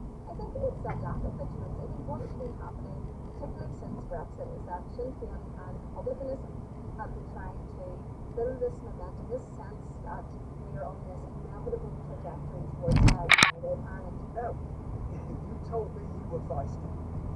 That does put you in the fire at night, doesn't it? And you, on one or two occasions, have found social media is a place where it just gets a little bit too hot. I think that's right. I think it's always difficult being on social media as a woman in public life anyway. I think if you are a socially conservative woman in public life, it's very hard. But of course, like I've seen that evolution in social media since I started. I came onto Twitter, I think, in 2015, just not that long ago. And at that stage, it was all about engagement, and you never follow tests. And over the course of the years, it became increasingly difficult, I think, for anybody in media, public life, to engage on Twitter. Which has reminded me what you said when you came off social media once. Brutal, sad, hateful. I remain a good person. You sometimes have to look at yourself in the mirror and remind yourself of that after you read what people say about you. It's interesting hearing you read that back, because clearly to me that shows I was hurt, and I don't know what it was on the back of, but I actually do think that for good or for bad, I have become somebody with a much thicker skin. I don't get as impacted by what happens on social media as I did, but looking back, I know at times did let it get to me. Again, it comes back to the point of being and feeling misunderstood. I think that there is so much depth to unionism and unionist people of Northern Ireland, and I think sometimes we do see ourselves characterised in a particular way which does not reflect either what we contribute to the United Kingdom, but nor the thoughts and aspirations and motivations, and I find many different roles that we've had in so many different things, and I really feel as somebody in public life now that that's something that I really want to advocate for, to get people a greater understanding of the depth and width and richness of who we are as people. We're much more than just people speak the unionist of orange, valley and green, and I think that's something that's important to try to get across. Emma Little-Pengelly, Deputy First Minister of Northern Ireland. Thank you very much indeed for joining me on this. Thank you. Emma Little-Pengelly may be a symbol of the change that's taking place in Northern Ireland. She may represent the fact that compromise is possible politically, but when it comes to the status of Northern Ireland, when it comes to the Constitution, there is no sign of compromise at all. Political thinking is produced by Daniel Cramer. And now the shipping forecast issued by the Met Office on behalf of the Maritime and Coast Guard Agency for 1725 on Saturday the 9th of March. There are winds of gales in Southern Sierra, Forties, Fisher, Biscay, Fowler and Fitzroy. Wind synopsis at midday, low at Fitzroy at 974, expected Biscay at 992 by midday tomorrow. The area forecast for the next 24 hours. Southwest Viking, southeasterly 4 to 6, occasionally 7 in south. Showers, good. Northeast Viking, north at 0. Variable, become easterly or southeasterly 2 to 4. Mainly fair, good. South at 0, easterly or southeasterly 5 to 7, occasionally gale 8 in south. Fair, good. Forties, Comity, 4th time, Dogger, Fisher, German White, Humber. Easterly 5 to 7, occasionally gale 8 in east Forties and Fisher, and that's severe gale 9 later in North Fisher. Showers, good, occasionally poor.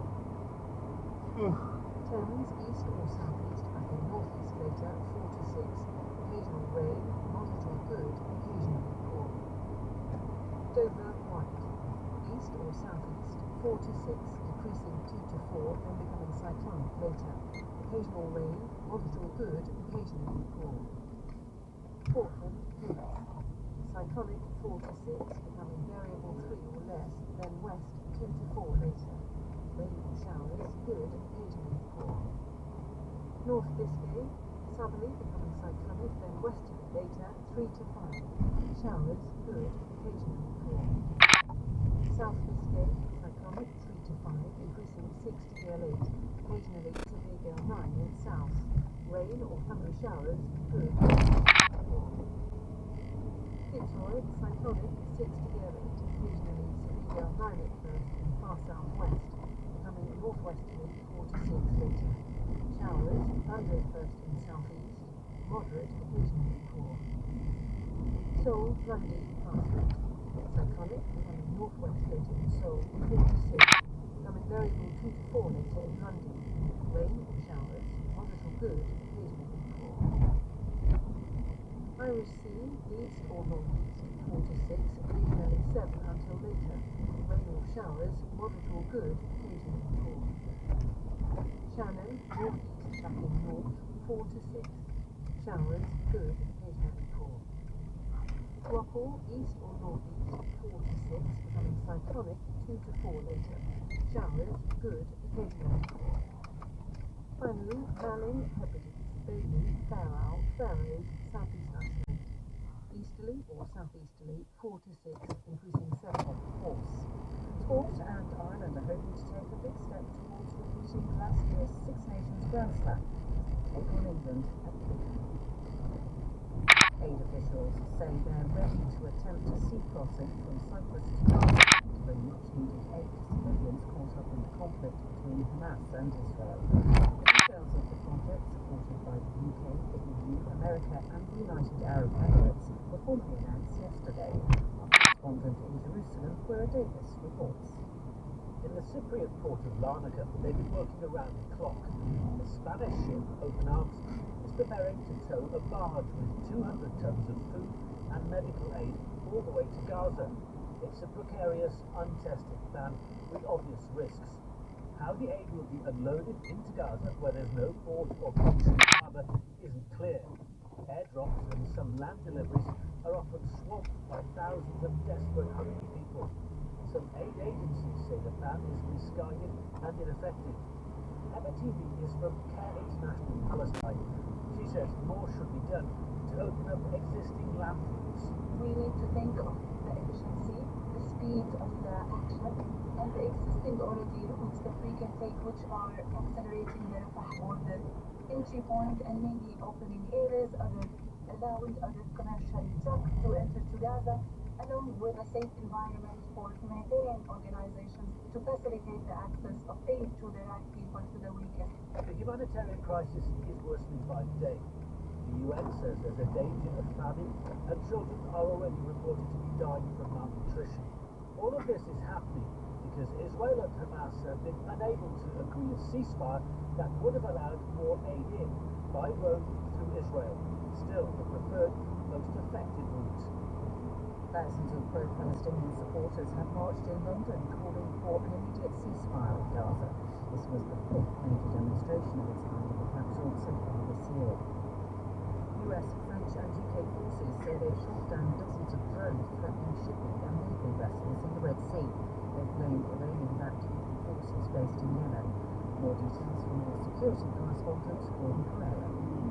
France said its warship and fighter jets shot down 4 drones which were targeting a European naval mission. The mission was protecting a cargo ship, True Confidence, which was being towed after it had been struck by a missile 3 days earlier. That attack had killed 3 sailors, the first to die since the Houthis started that campaign against merchant vessels in November, which they say is in support of Palestinians in Gaza. The US military said it had shot down 15 drones after what it called a sustained attack, which was an imminent threat to merchant vessels, US Navy and coalition ships.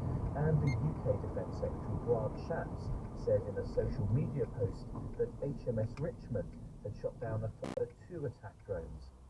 All of this suggests that despite repeated strikes by the US and UK against sites linked to Houthi activity, there seems to be little sign of the threat to shipping abating.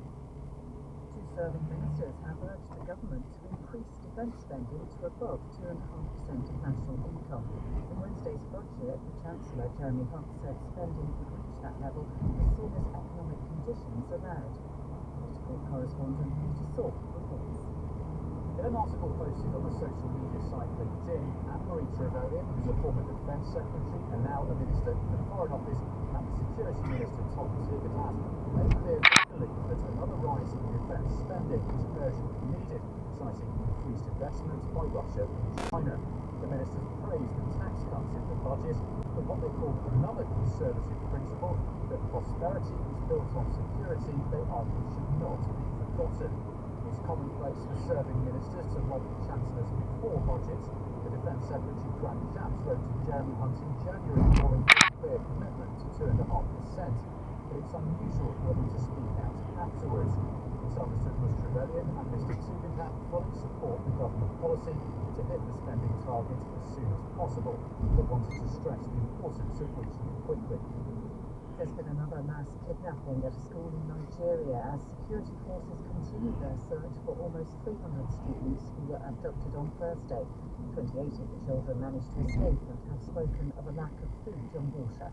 Our correspondent Mayani Jones, who's in the northern town of Maiduguri, has been hearing from one boy who evaded capture. 13-year-old Aminu Abdullahi was one of hundreds of students sitting in his morning assembly on Thursday when armed men on motorcycles came riding into his school's grounds. He says there were around 50 attackers and that they shot in the air as they stormed the site. He managed to avoid capture, but his 15-year-old brother Aminu Usman was taken. Aminu Abdullah says one of the gunmen chased after him as he ran away. He fled across the road into a nearby forest where he hid until the attackers had gone. 15 of the children were abducted from the northwestern state of Sokoto in the early hours of this morning. It's the third abduction involving children in northern Nigeria in just over a week. A number of criminal gangs and terror groups operate across the region. Kidnapping for ransom is a lawless way for them to make money, as few are prosecuted for it. Abducting large numbers of children puts the government under pressure to pay heavy ransoms for their release. Although the authorities deny paying for hostages to be freed. Ireland's Prime Minister Leo Varadkar has admitted defeat in the country's referendum on family care. One change seems to alter the definition of family to include those not based on marriage, while the other wanted to remove a reference to women in the home. Julian Fowler reports. The Irish government's intention was to change two clauses of the Constitution which was written in 1937. One was to expand the definition of family to include unmarried couples and single-parent families. The other was to update the so-called Women in the Home clause. The Constitution currently says that mothers should not have to go out into the workplace to the neglect of their duties in the home, which supporters of the change argued was sexist and outdated. However, the wording on the ballot papers raised concerns over care, disability and taxation. The Irish Prime Minister, Leo Varadkar, said it was clear both amendments had been defeated comprehensively on a respectable turnout, and he accepted responsibility for the result on behalf of his government. Homicide police say cordons remain in place at 3 branches of a funeral directors after officers received reports expressing concern for the care of the deceased. The force say their inquiries are related to 2 sites in Hull and 1 in Beverley, which are run by Legacy Independent Funeral Directors. Jessica Lane reports. For the 4th day in a row, police officers and forensic teams have been seen at the Legacy Independent Funeral Directors building on Hessel Road in Hull. Homicide police say they were alerted on Wednesday after receiving a report expressing concern about storage and management processes relating to care of the deceased. Police vans have been taking bodies away from the funeral directors to a local mortuary, and officers say they're doing their best to contact every family who may be affected. Legacy Funeral Directors has been contacted for comment. Mover of the jet propelled craft in which Donald Campbell achieved numerous water-speed records has returned to the Lake District following a lengthy legal dispute about its ownership. The reconstructed boat was carried on a flatbed lorry from North Shields in Tyne and Wear to Coniston, nearly 60 years after its skipper's death. Mr Campbell's daughter said it was an emotional reunion. Eunice Muller has the story. Donald Campbell set 7 water speed world records, including 4 on Coniston Water. He was killed when the Bluebird hydroplane flipped into the air and disintegrated as he attempted a new water speed record in January 1967. The wreckage was recovered from Coniston in 2001. It was rebuilt by engineer Bill Smith and his team of volunteers. His Bluebird project team had claimed a stake in its ownership, leading to a lengthy and bitter legal battle, which ended in him relinquishing his claim. Today, crowds clapped as the rebuilt Bluebird K7 left an industrial unit in North Shields. The hydroplane has been given to the Ruskin Museum by Mr. Campbell's daughter Gina, who describes Coniston as her father's spiritual home. There aren't words in my heart. Yeah, I think the more I try to talk, I might cry. If it hadn't been for the museum and their tenacity and doggedness to see this. Was a new father to 1-month-old twins and had not been sleeping well at home. The day before the Oscars honour the best films of the past year, the worst have been recognised in Hollywood. A horror film about Winnie the Pooh has swept the board at the Razzies, the annual awards for cinematic failure. Charlotte Gallagher reports. Winnie the Pooh, Blood and Honey was criticised for bad acting, a bad screenplay, and a lack of humour. One critic even complained the scenes were so badly lit he couldn't see what was happening. So it's no surprise it's the big winner or loser at the Razzies. It took home Worst Film, Worst Director, Worst Screenplay, Worst Remake, and Worst On-Screen Couple for Pooh and Piglet. Though filmmakers probably won't be too upset, the movie cost £80,000 to make, but made $4 million at the box office. The sequel is being released this month. The Oscar winner, Jon Voight, picked up the Worst Actor Razzie, while Megan Fox was named Worst Actress and Worst Supporting Actress. The Hollywood veteran Sylvester Stallone won Worst Supporting Actor for his role in The Fourth Expendables. It's the 12th Razzie of his career. The headlines again. A ship carrying desperately needed food and relief supplies for Gaza is getting ready to set sail from Cyprus. The UK has joined France and the US in shooting down dozens of Houthi drones attacking ships in the Red Sea. More students have been abducted by armed men in Nigeria. People in Ireland have rejected a move to change the constitutional definitions of family and care to referendums. BBC News. Loose ends is next. Producer Arnold will get the helm of tomorrow morning's forecasting house. Hello. There are a few precious weeks to go for parents to apply for expanded free childcare in England. The government says the scheme's going to work, but we're going to hear concerns it may not be up to muster. The Lords are voting this week on a move which could lead to a from foreign bids to take over the Telegraph. The Tory Baroness behind it joins us. We're live from a V Hotel, and after police in the West Midlands worried a trial AI chatbot might not understand the local accent, you can have tips on speaking Brummie. That's Broadcasting House on BBC Sounds anytime and live here on Radio 4 tomorrow at 9. Radio 4, our weekly date with Clive Banks.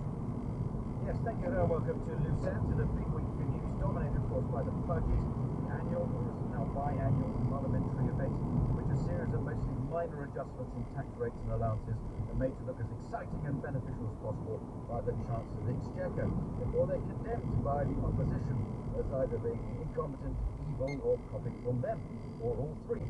By this time on a process, things can only get better, but somehow never seem to.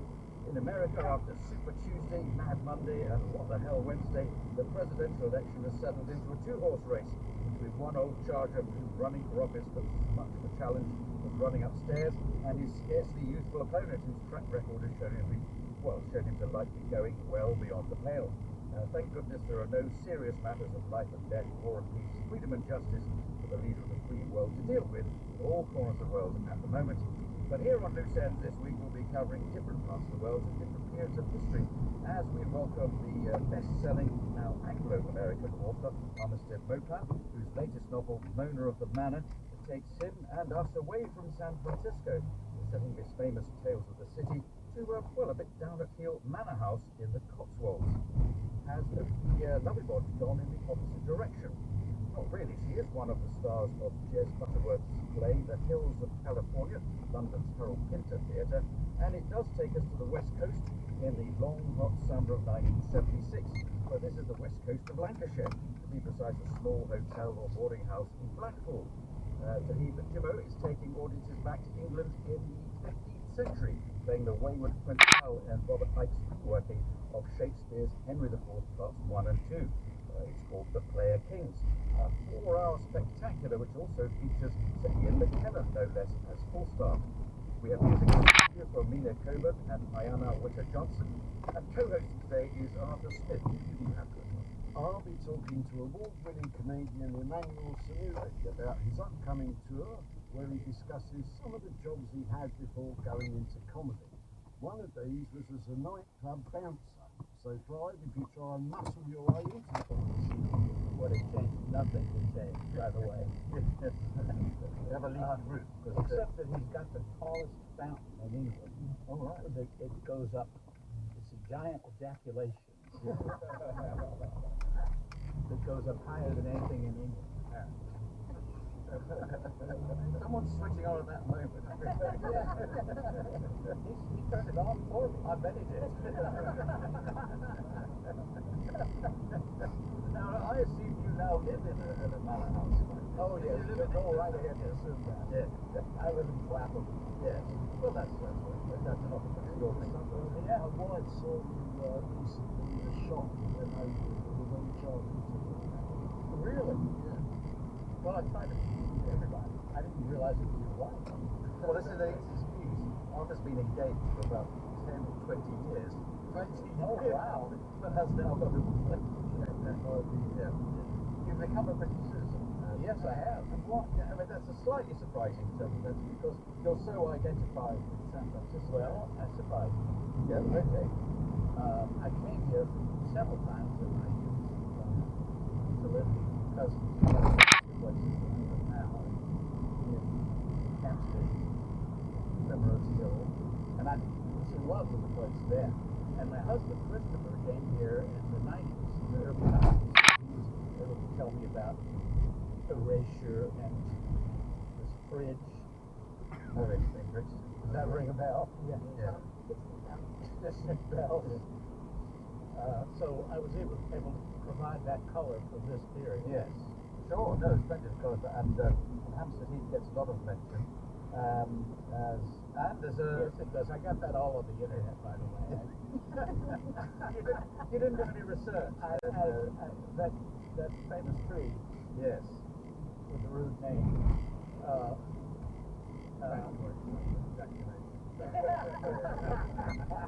Oh, there is a line, and it's not going to cross. Well, you mentioned in this novel, you mentioned Jessie Holmes as another figure, and she played a part in your own life. Yeah, I worked for her. Yeah. When I was a young man, I worked at a TV station back when it was open places. And my father got me the job. Yeah. One of the main things my father did. He's a very, very conservative type work. Very. So how did you get on with him in that he was a young person? I kind of idolized him. Yeah. So what's happened in your life then? What was the sort of turning point from working for him and idolizing Jessie Holmes to your character, where he's a sort of hate figure in this book? Yeah. It was when I moved to San Francisco. Yeah. I realized that everything I was trying to fight for was very unpopular. And I began to look at what people were doing and thinking, and what I was doing and thinking. Yeah. The way in which I restricted myself. Yeah. So then when you got to San Francisco, you started writing these columns in a couple of newspapers. But is that when you discovered you had a facility for writing, or had you always been? No, I had a bit. I knew something of that before, but not much. I mean, Tales of the City was really my first prolonged depiction. What I observed on the night before, sometimes went to the column. Yes. And I was panicked. Because I had to do 800 words a day, 5 days a week. Well, for now, the latest one to hit the bookshelves is Mona of the Manor. Although it's set in the Cotswolds, it's very much part of the canon, and it's available now. Armistead, no thank you very much. My pleasure, Dave. We're going to have some music now. So welcome back to Loose End, the fabulous cellist, pianist. That's great. Let's come to Jodie Gilmour, who's starring as Prince Hal, alongside Richard Boyle as Henry IV, and Sir Ian McKellen as Falstaff, in an epic version of Shakespeare's Henry IV Part 1 and 2, adapted and directed by Robert Knight. Called The Player Kings.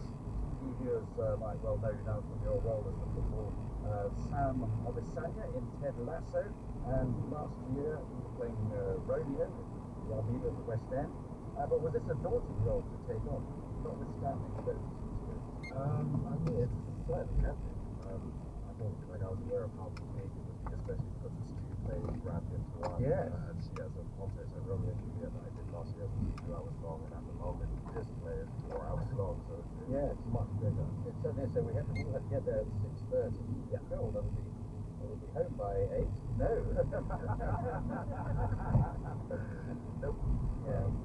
But what I mean is a daunting role because it's a big role. It is. Although it's called Henry IV, it's not one of two. Henry IV is a bit sort of shoved to one side. It's much more about you. Comparing you. Spoiler alert, you're going to be Henry V in due course. Yeah, well, that's the thing. The clock is ticking for Hal. And for those who don't know the story, it's about Henry IV, who has become the king, and his son, Hal, Henry, he's going to become Henry V. And at the moment, he hasn't quite adjusted to the fact that he will at some point. And there were so many brilliant productions that were on, and she was arguing for on at the end. And I just go, actually, if I could do this, that'd be it. Yeah. And so I threw all my A levels in the bin, much to my mum's dismay. Yes. And yeah, went to drama school. Right. And when are you now? She feels like it was entirely her idea. Like she crazy. But when you auditioned for Ted Lasso, they were so impressed with you, wanted to give you both. They changed the background of the play. Oh yes, to fit in because you come from a Nigerian family. Yeah, it's supposed to be a Ghanaian family. Yes, I was supposed to be a Ghanaian character, and I went into my audition, and I just felt like if I was going to play the part, it'd be more authentic if I could make it Nigerian. And so I went into the audition and kind of just did it as a Nigerian, changed some of the lines, spoke a bit of Yoruba, and did the part like that, and they seemed to like it, and they kept it. And so now, like it was the first chance I had to play a Nigerian character. Thank you very much for coming. I saw it at the new theatre at Wimbledon.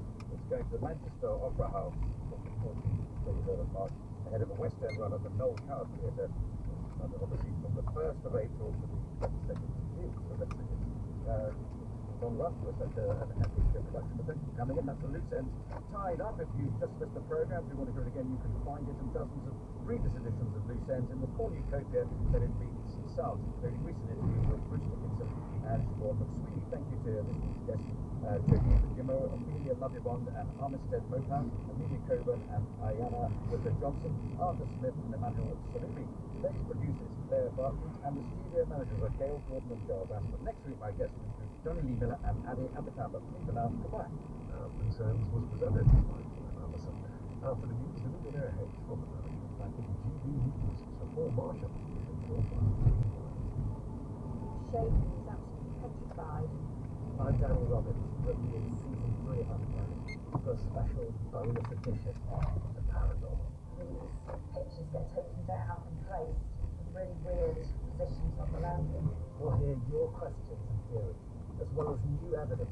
No way am I having that in my house anymore. And some possible explanations. We often don't think that Great Britain is much of a place for earthquakes, but it is. Uncanny Season 3 case update on Radio 4.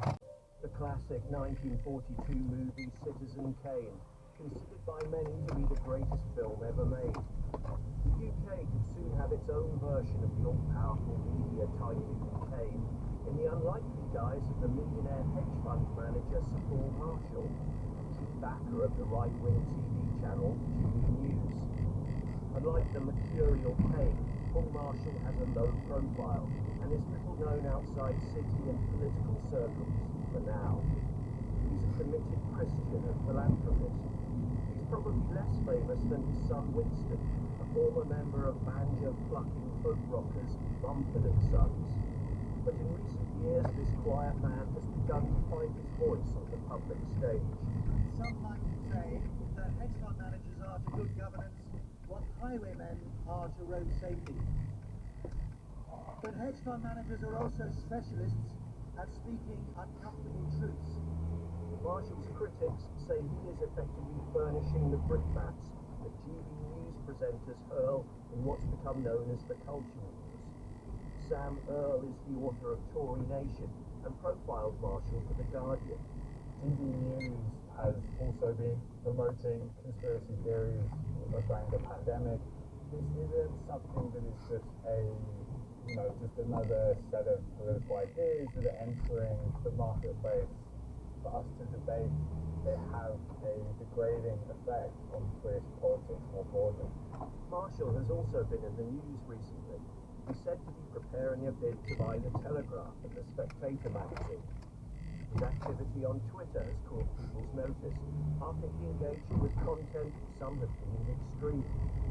We'll return to that and Marshall's response later. But to begin at the beginning, Marshall was born in 1959 and grew up in Chorleywood, Hertfordshire. His mother was an accomplished pianist and freelance journalist who wrote a book on the history of swearing.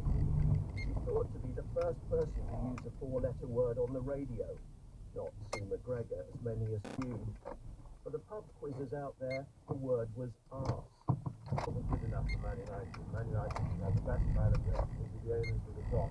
Marshall always enjoyed debating ideas and has long been interested in politics, but he didn't always see himself as a conservative. For many years he was a Lib Dem towards becoming a media player, setting up the online news site Unheard. He asked Tim Montgomery to be its editor. Well, Paul is a hedge fund guy and he hated the FT. He wanted to form something, business project that backed Brexit, that left the cloud. And Unheard, and then sort of secrets in the name really, leaving the block, speaking up to people who didn't have a voice. That was the idea of Unheard, a website that defies normal political and sexual characterization.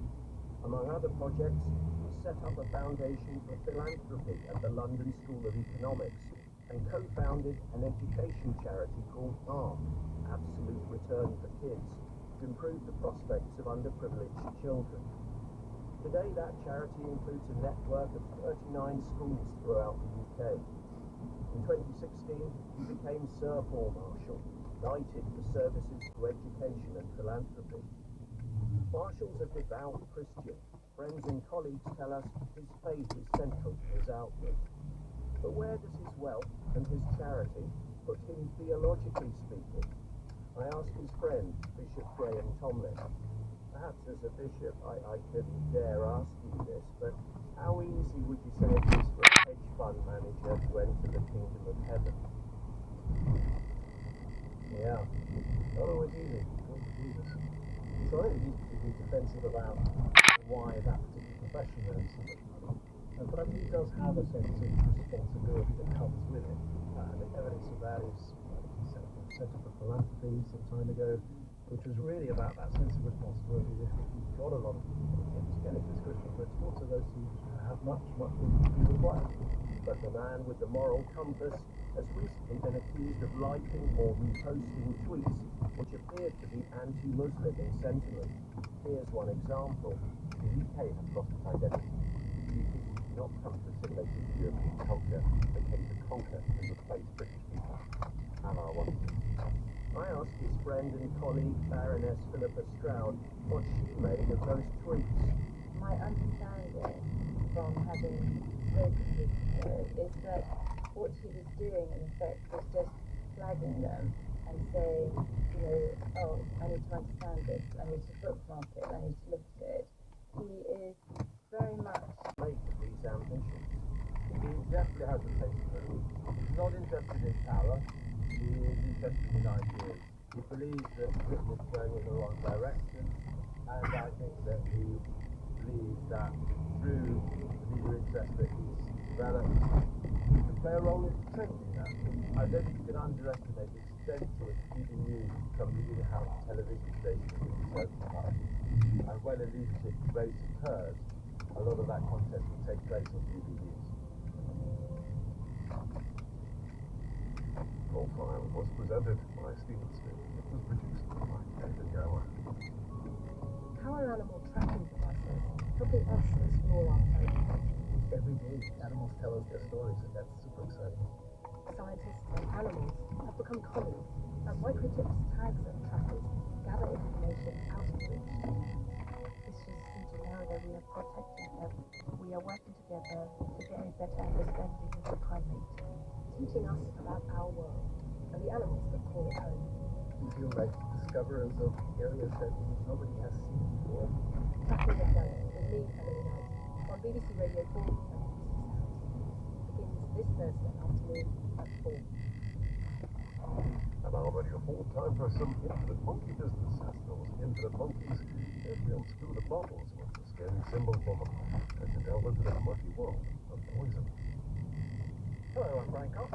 I'm Robert East, and this is the Infinite Monkey Cage. Now, if there's one thing the British public absolutely love, sitting down on a Sunday evening after a roast beef dinner with Yorkshire pudding and lashes of bread. Arthur in Arsenic and Old Lace. I'm Hugh Dennis. I'm a scientist in the sense that I did physics A-level, in which I got an E. Well done me. I sent it back for remarking because I was predicted an A, and I thought it might be a B, and they'd forgotten to join the end of the letters up. And they sent it back and they said, no, I'm sorry, it is an E. But it's a very high E. And my favourite fictional poisoning is Harry Potter. This is the record books to my kids when they were very young. And he gets poisoned by basilisk venom, and he then has to be rescued by the healing tears of a phoenix. And I think, who has got the healing tears of a phoenix in their bathroom cabinet? What I liked was finding out how you also failed your English literature A-level as well. I thought the E was a B, and that's when I realised everything had gone wrong. Yeah, no, exactly. This is our panel. Can I just congratulate Catherine, by the way, on the choice of Arsenic and Old Lace? He is the most wonderful player, the most brilliant film with Cary Grant. That's why I just wanted to get that out of the way. Catherine, your first book, which was a huge bestseller, was A is for Arsenic and Poison to Agatha Christie. So what was it about poisoning that caught her and your imagination?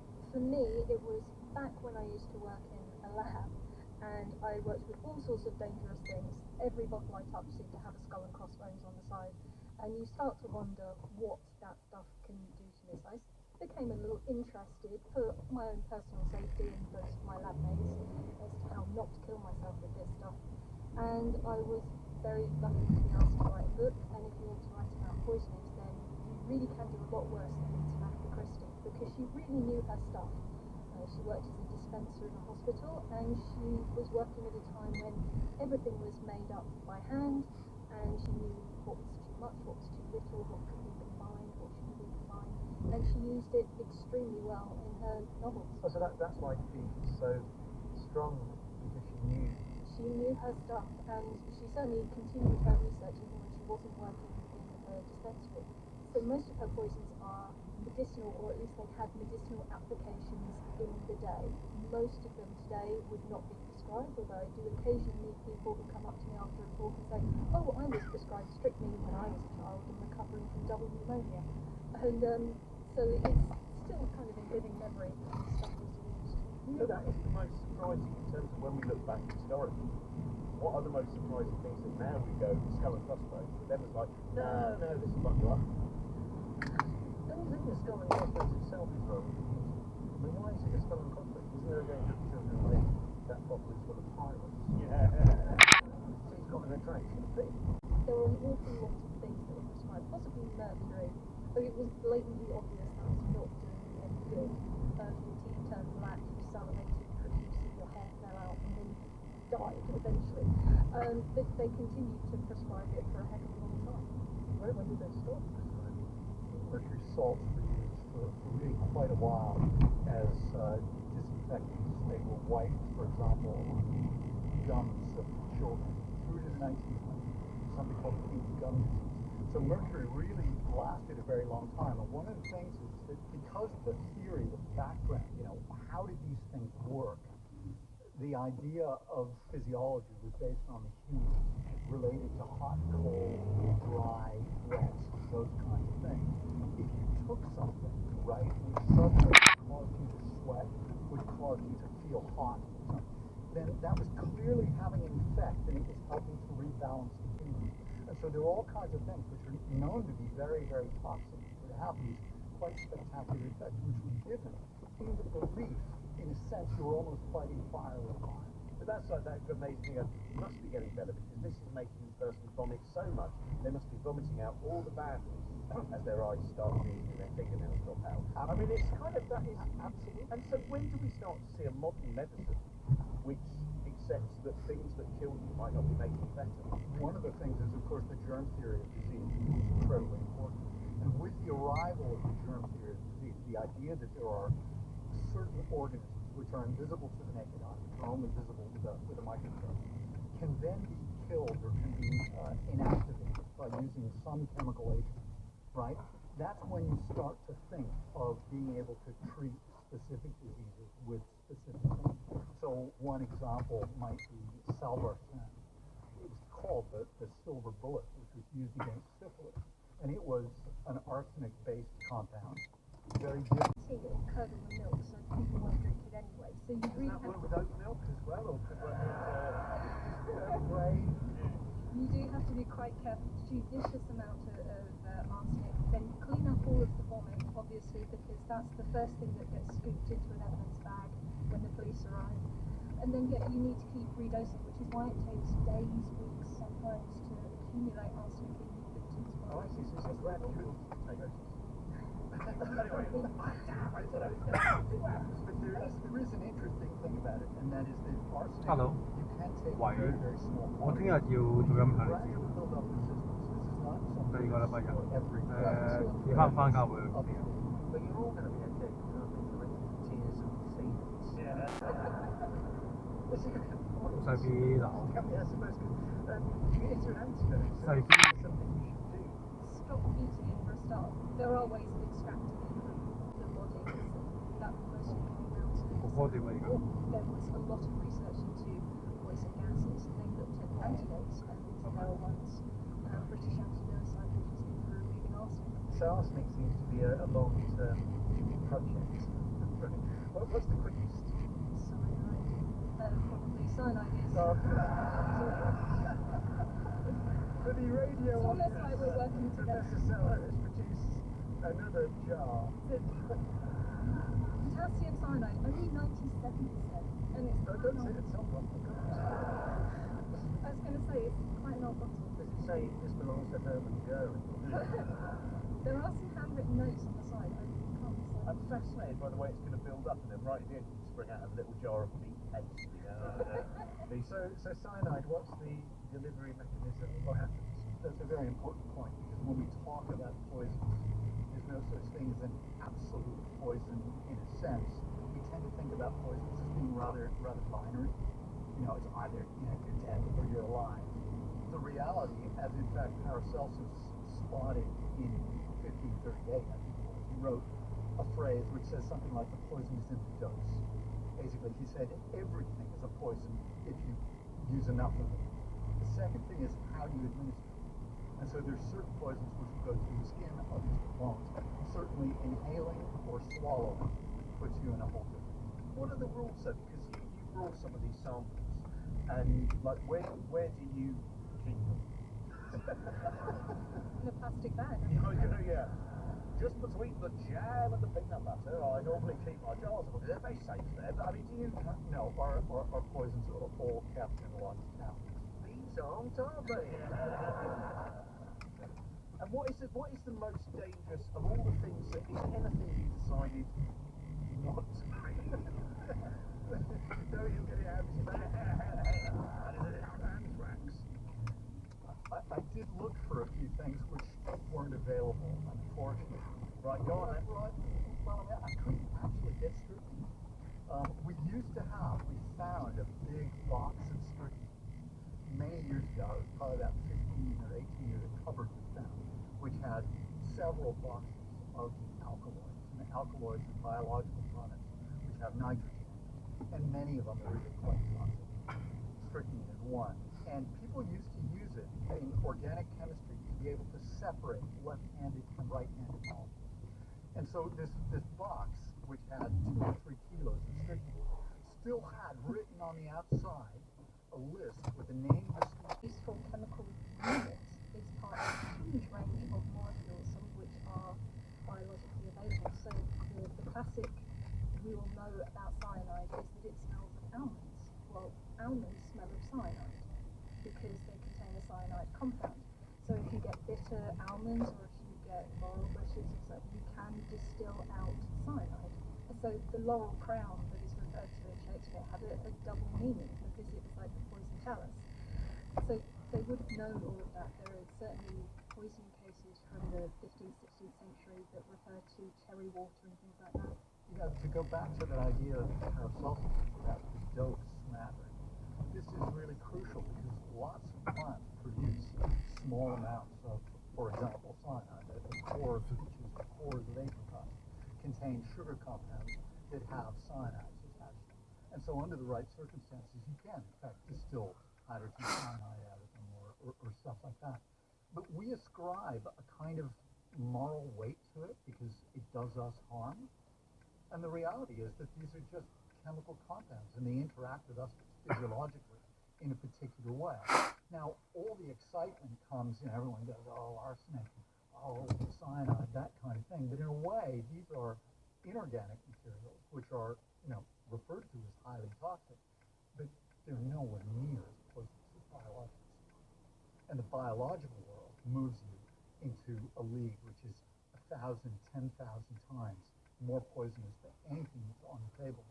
Did Agatha Christie ever use that as well as the kind of what you might call the chemical poisons, the biological poisons? She did, not as often because it wasn't really her expertise, but she certainly mentions anthrax, typhoid, bacterial poisons like that. She uses snake venom, so she's quite diverse, but she did mostly use the medicinal poisons in inverted commas because it's all down to the dose. What's interesting is that you said Andrea earlier that a lot of these compounds were known initially as medicine and they're coming from plants in the natural world. So is that the roots that many of these things got into our culture through medicinal use initially and then overdosing? Absolutely. I mean, there's an awful lot of what is in our pharmacopoeia today, which really derives ultimately from the biological world. And so the biological world provides an incredible sort of library of starting compounds for doing some kind of therapy with.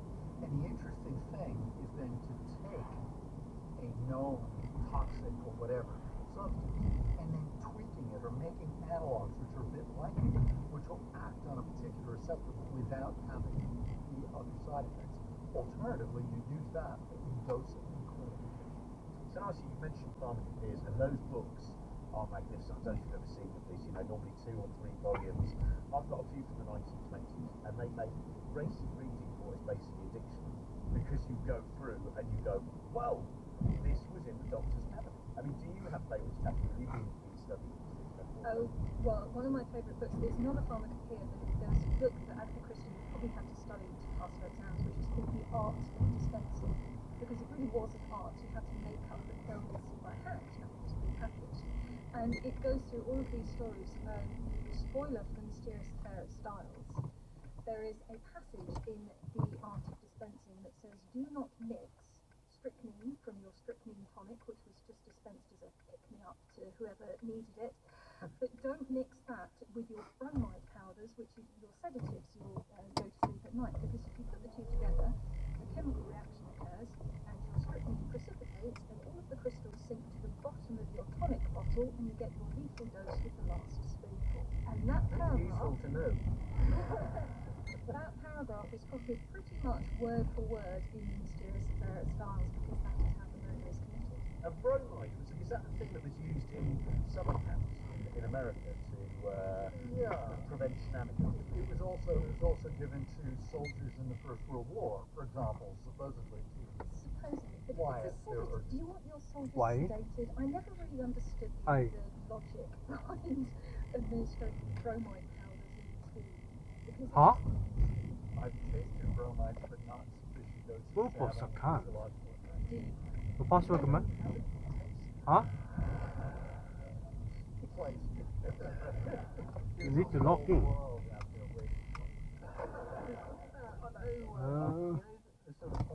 你睇 I don't know your password.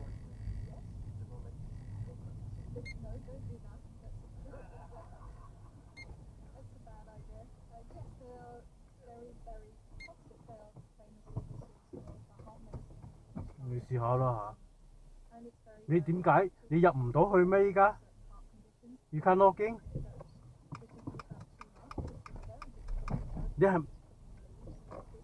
你係咪唔可以 log in 啊？你 log out 咗啊？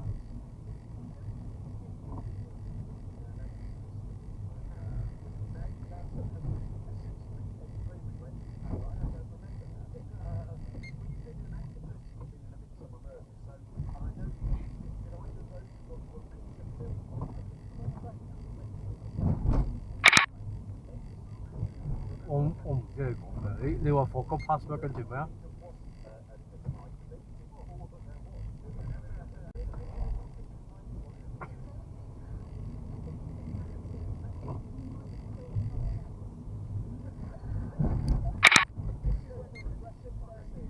即係點啊？而家嗰個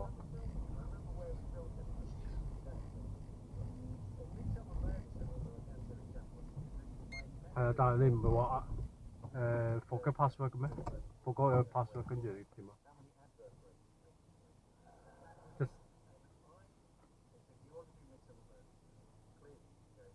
我唔知你講咩。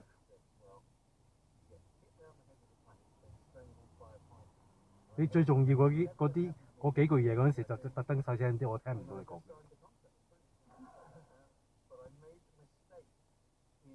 係啊。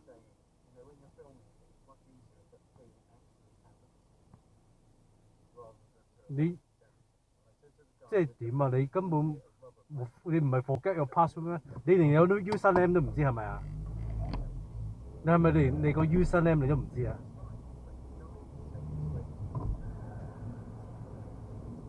咁咪得咯，咁點解話咁 forget password 跟住點啊？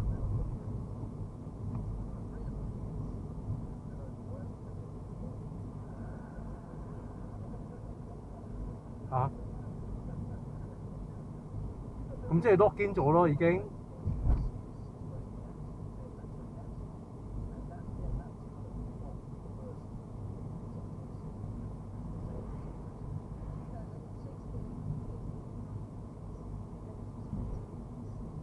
即係話你意思係話你去咗 forget password 嘅話，佢去翻 home page 嗰度，佢唔係去咗 forget password 嗰個 page。Is that what you mean？ So she researched her venomous and poisons, and she lined up her prisoners who had been condemned to death, and she tested different compounds on them. And what's the result? It was probably an Egyptian cobra. I'm confused. And it gives a slow你 paralysis. So from the outside, it might look like it's fine. On the inside, it's probably very, very fine. 但係你可以 access 你嗰個 robot 所有嗰啲嘢，你自己嗰啲嘢。Is that what you mean？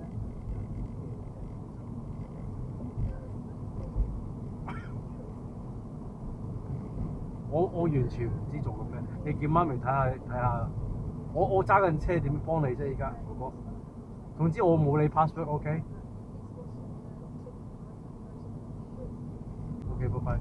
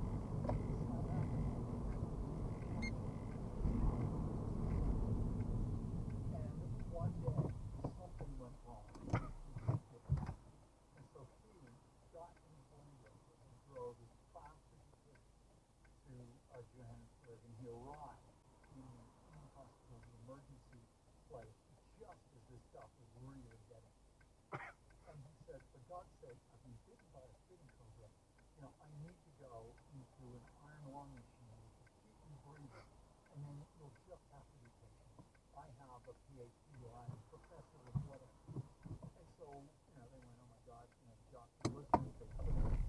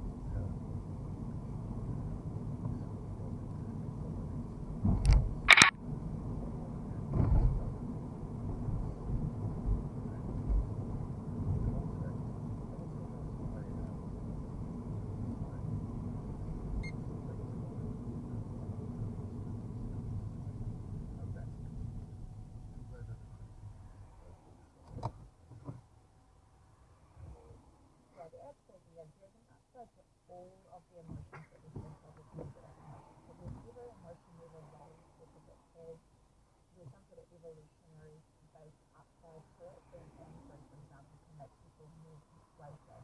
Being anxious can make people more positive. And all of those emotions have their own uses in different contexts. The problem just becomes when the person gets miscalibrated and people's anxiety becomes out of control.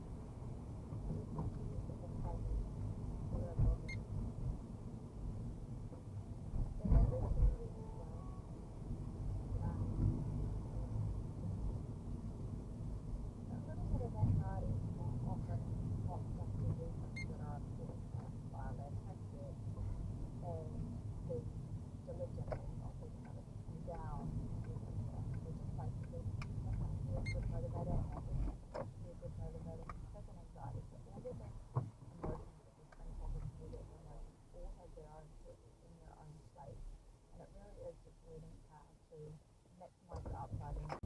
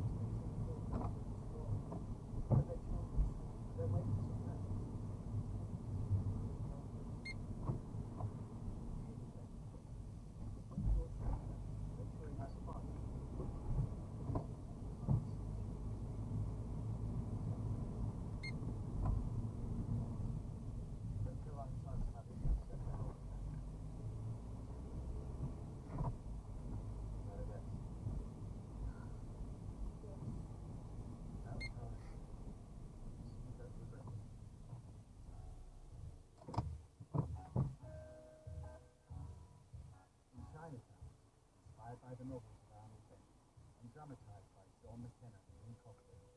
You Can Tell That is played by Neil Goodman, Darius Clayhanger by Tim McInerney, Edwin is Cameron Percival, Anna, Cato Flynn, Agnes, Amy Jane Lee, Henry Michael, Joseph Johnson, Christopher Lee, Isabella Eastwood, Janice Sackett, Amber, Joy, George, Oliver Simpson, Bryce,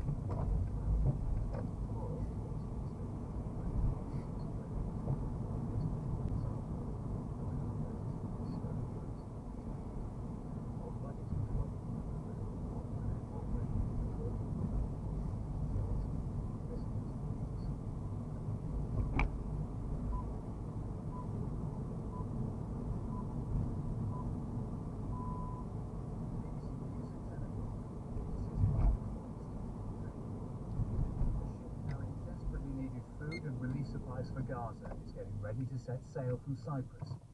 The UK has joined France and the US in shooting down dozens of Houthi drones threatening shipping in the Red Sea.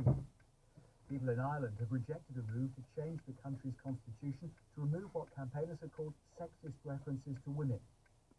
Donald Campbell's Bluebird has returned to the Lake District, nearly 60 years after the fatal crash on Coniston Water. In sport, England has scored a thrilling victory in the Six Nations, ending Ireland's chance of winning the Grand Slam. And Arsenal back on top of the Premier League. Aid officials say they're ready to attempt a sea crossing from Cyprus to Gaza to bring much-needed aid to civilians caught up in the conflict between Hamas and Israel. Details about the initiative, which is backed by the UK, EU, United Arab Emirates and America, were formally announced yesterday. Our correspondent Quentin Summerville has just arrived in Larnaca, from where the ship loaded with essential supplies is due to set off. Here in Larnaca, the final preparations are underway on board the Spanish vessel Open Arms as it readies to set sail for Gaza. Attached is a barge loaded with 200 tons of rice, flour and other essentials from the charity Royal Central Kitchen and the United Arab Emirates. It is expected to take 2 to 3 days to reach Gaza. However, the area of greatest need in northern Gaza is in a state of chaos. Getting in ashore and distributing it will be extremely difficult. It is hoped that the ship, which is expected to depart sometime this weekend, will inaugurate the new Maritime Aid Corridor. Separately, the United States military says it plans to deliver 2 million meals a day by sea, and setting up the necessary infrastructure could take as long as 60 days. Meanwhile, hunger is rampant in Gaza. The local doctors report that children have already died from malnutrition. The UN says that famine is almost inevitable. Sweden has become the latest country to reinstate financial aid to the UN's Palestinian Refugee Agency. Canada has already agreed to restart sending money to UNRWA. In January, several countries announced they were pausing funding to the agency after Israel alleged some of the staff had been involved in the Hamas attacks on October the 7th. Claims are being investigated by the UN. Thousands of pro-Palestinian supporters have marched in London calling for an immediate ceasefire in Gaza.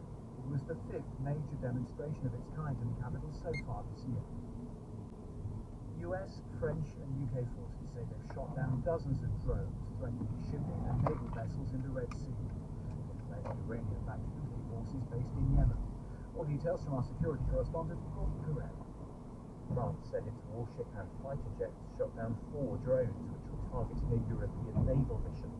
The mission was protecting a cargo ship, True Confidence, which was being towed after it had been struck by a missile 3 days earlier. That attack had killed 3 sailors, the first to die since the Houthis started that campaign against merchant vessels in November, which they say is in support of Palestinians in Gaza. The US military said it had shot down 15 drones after what it called a sustained attack, which was an imminent threat to merchant vessels, US Navy and coalition ships. And the UK Defence Secretary Grant Shapps said in a social media post that HMS Richmond had shot down a further 2 attack drones. All of this suggests that despite repeated strikes by the US and UK against sites linked to Houthi activity, there seems to be little sign of the threat to shipping abating. 2 serving ministers have urged the government to increase defence spending to above 2.5% of national income. Wednesday's budget, the Chancellor, Jeremy Hunt, said spending will reach that level as soon as economic conditions allow. Our political correspondent, Peter Saul. In an article posted on the social media site LinkedIn, Anne-Marie Trevelyan, who's a former Defence Secretary and now a Minister in the Foreign Office, and the Security Minister Tom Tugendhat made clear their belief that another rise in defence spending is urgently needed, citing increased investment by Russia and China.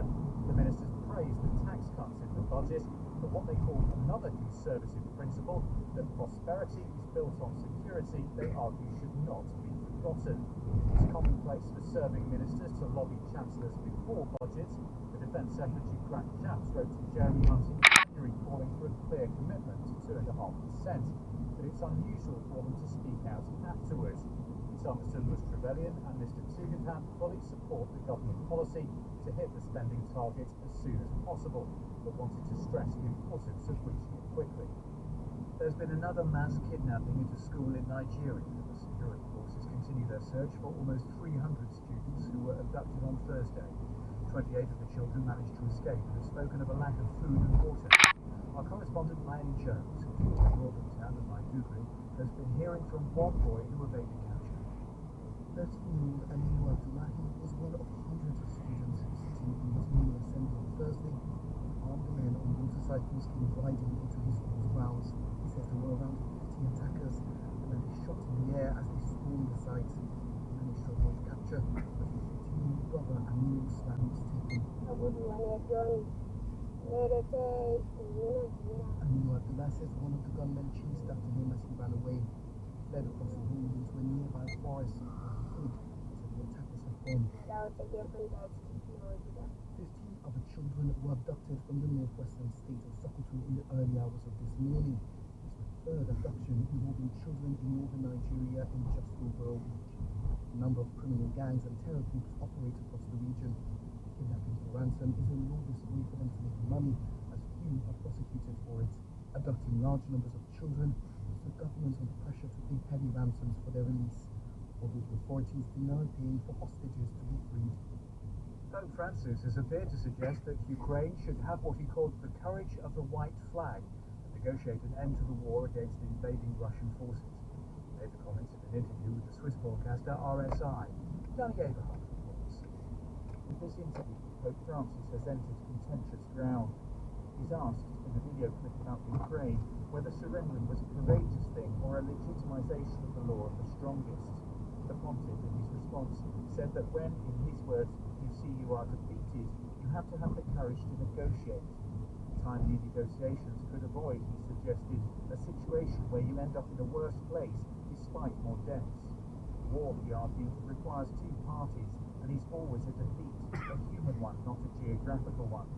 Ukraine has not responded so far, but Kiev will not welcome the Pope's intercession. President Zelensky rejects talk and considers defeatist, insisting his nation will beat the Russian aggressors. A Russian student has been sentenced to 10 days in jail for renaming his Wi-Fi network Slava Ukraini, or Glory to Ukraine. State media said a Moscow court had found him guilty of a public display of Nazi symbols. The police officer was the first to alert the authorities. Irish voters have overwhelmingly rejected a constitutional change which would have updated the definition of a family. The proposal to alter the constitution to recognise unmarried couples with children as families was defeated by more than two-thirds of those who voted. Another referendum proposal to remove the reference to women in the home also appears to have been rejected, as Julian Fowler reports. The Irish government's intention was to change two clauses of the constitution which was written in 1937. One was to expand the definition of family to include unmarried couples and single-parent families. The other was to update the so-called women in the home clause. The constitution currently says that mothers should not have to go out into the workplace for the neglect of their duties in the home, which supporters of the change argued was sexist and outdated. However, the wording on the ballot papers raised concerns over care, disability and taxation. The Irish Prime Minister, Leo Varadkar, said it was clear both amendments had been defeated comprehensively on a respectable turnout. He accepted responsibility for the result on behalf of his government. The Homerton Fertility Clinic in East London, which writes the suspected, says it's increased security after errors were made on 3 separate occasions in the freezing process of embryos.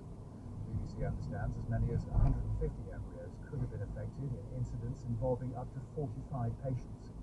The Human Fertilisation and Embryology Authority is investigating. The clinic's suspension means the unit will not be able to accept any new bookings for treatment, but existing patients can still access its services. Humberside police say cordons remain in place at 3 branches of the funeral directors after officers received reports expressing concern for the care of the deceased. The force say their inquiries are related to 2 sites in Hull and 1 in Beverley, which are run by Legacy Independent Funeral Directors. Jessica Legg reports. For the 4th day in a row, police officers and forensic teams have been seen at the Legacy Independent Funeral Directors building on Hessel Road in Hull. Humberside police say they were alerted on Wednesday after receiving a report expressing concern about storage and management processes relating to care of the deceased.